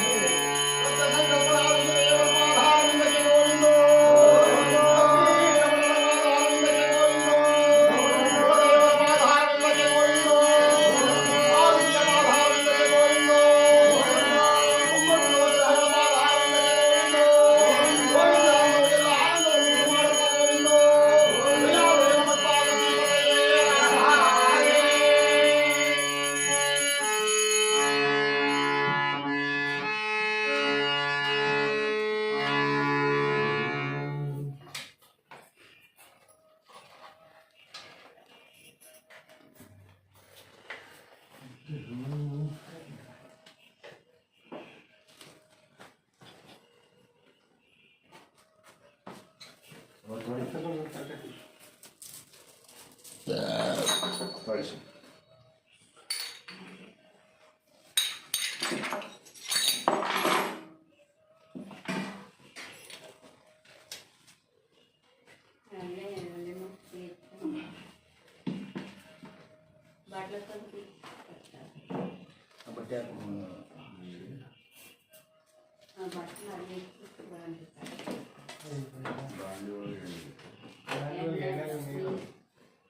ಸ್ವಾಮಿ ಏನಾದರೂ ತಪ್ಪು ಗಿಪ್ಪಿದ್ರೆ ನಿಮಗೆ ಕ್ಷಮಿಸ್ಬಿಡಿ ಮಗುವಂತ ಬೈಕಬೇಡಿ.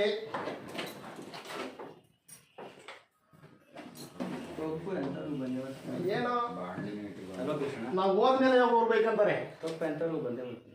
ಬಲ್ಲ ಬಂದೇ ಬರ್ತದೆ. ಇನ್ನೊಂದು ತಪ್ಪು ಮಾಡೋದಿಲ್ದವ್ನು ಯಾರು ಇಲ್ಲ. ಯಾರು ಇಲ್ಲ. ಪ್ರಪಂಚದ ಮೇಲೆ ಯಾರು ತಪ್ಪು ಹೌದು, ಮಾಡಿಲ್ಲ, ಹೌದು. ಒಬ್ಬನೂ ಇಲ್ಲ.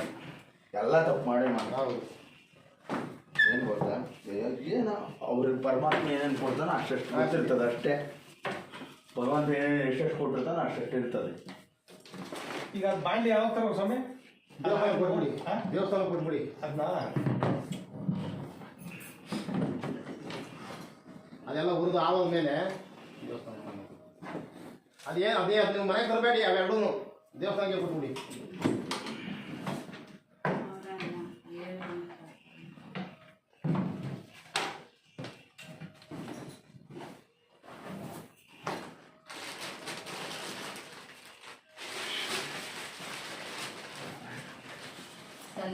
ರಾಸಾಯನಿಕ ಕೊಡ್ಲದು ಕೊಡಿ, ಎಲ್ಲರೂ ಕೊಡಿ.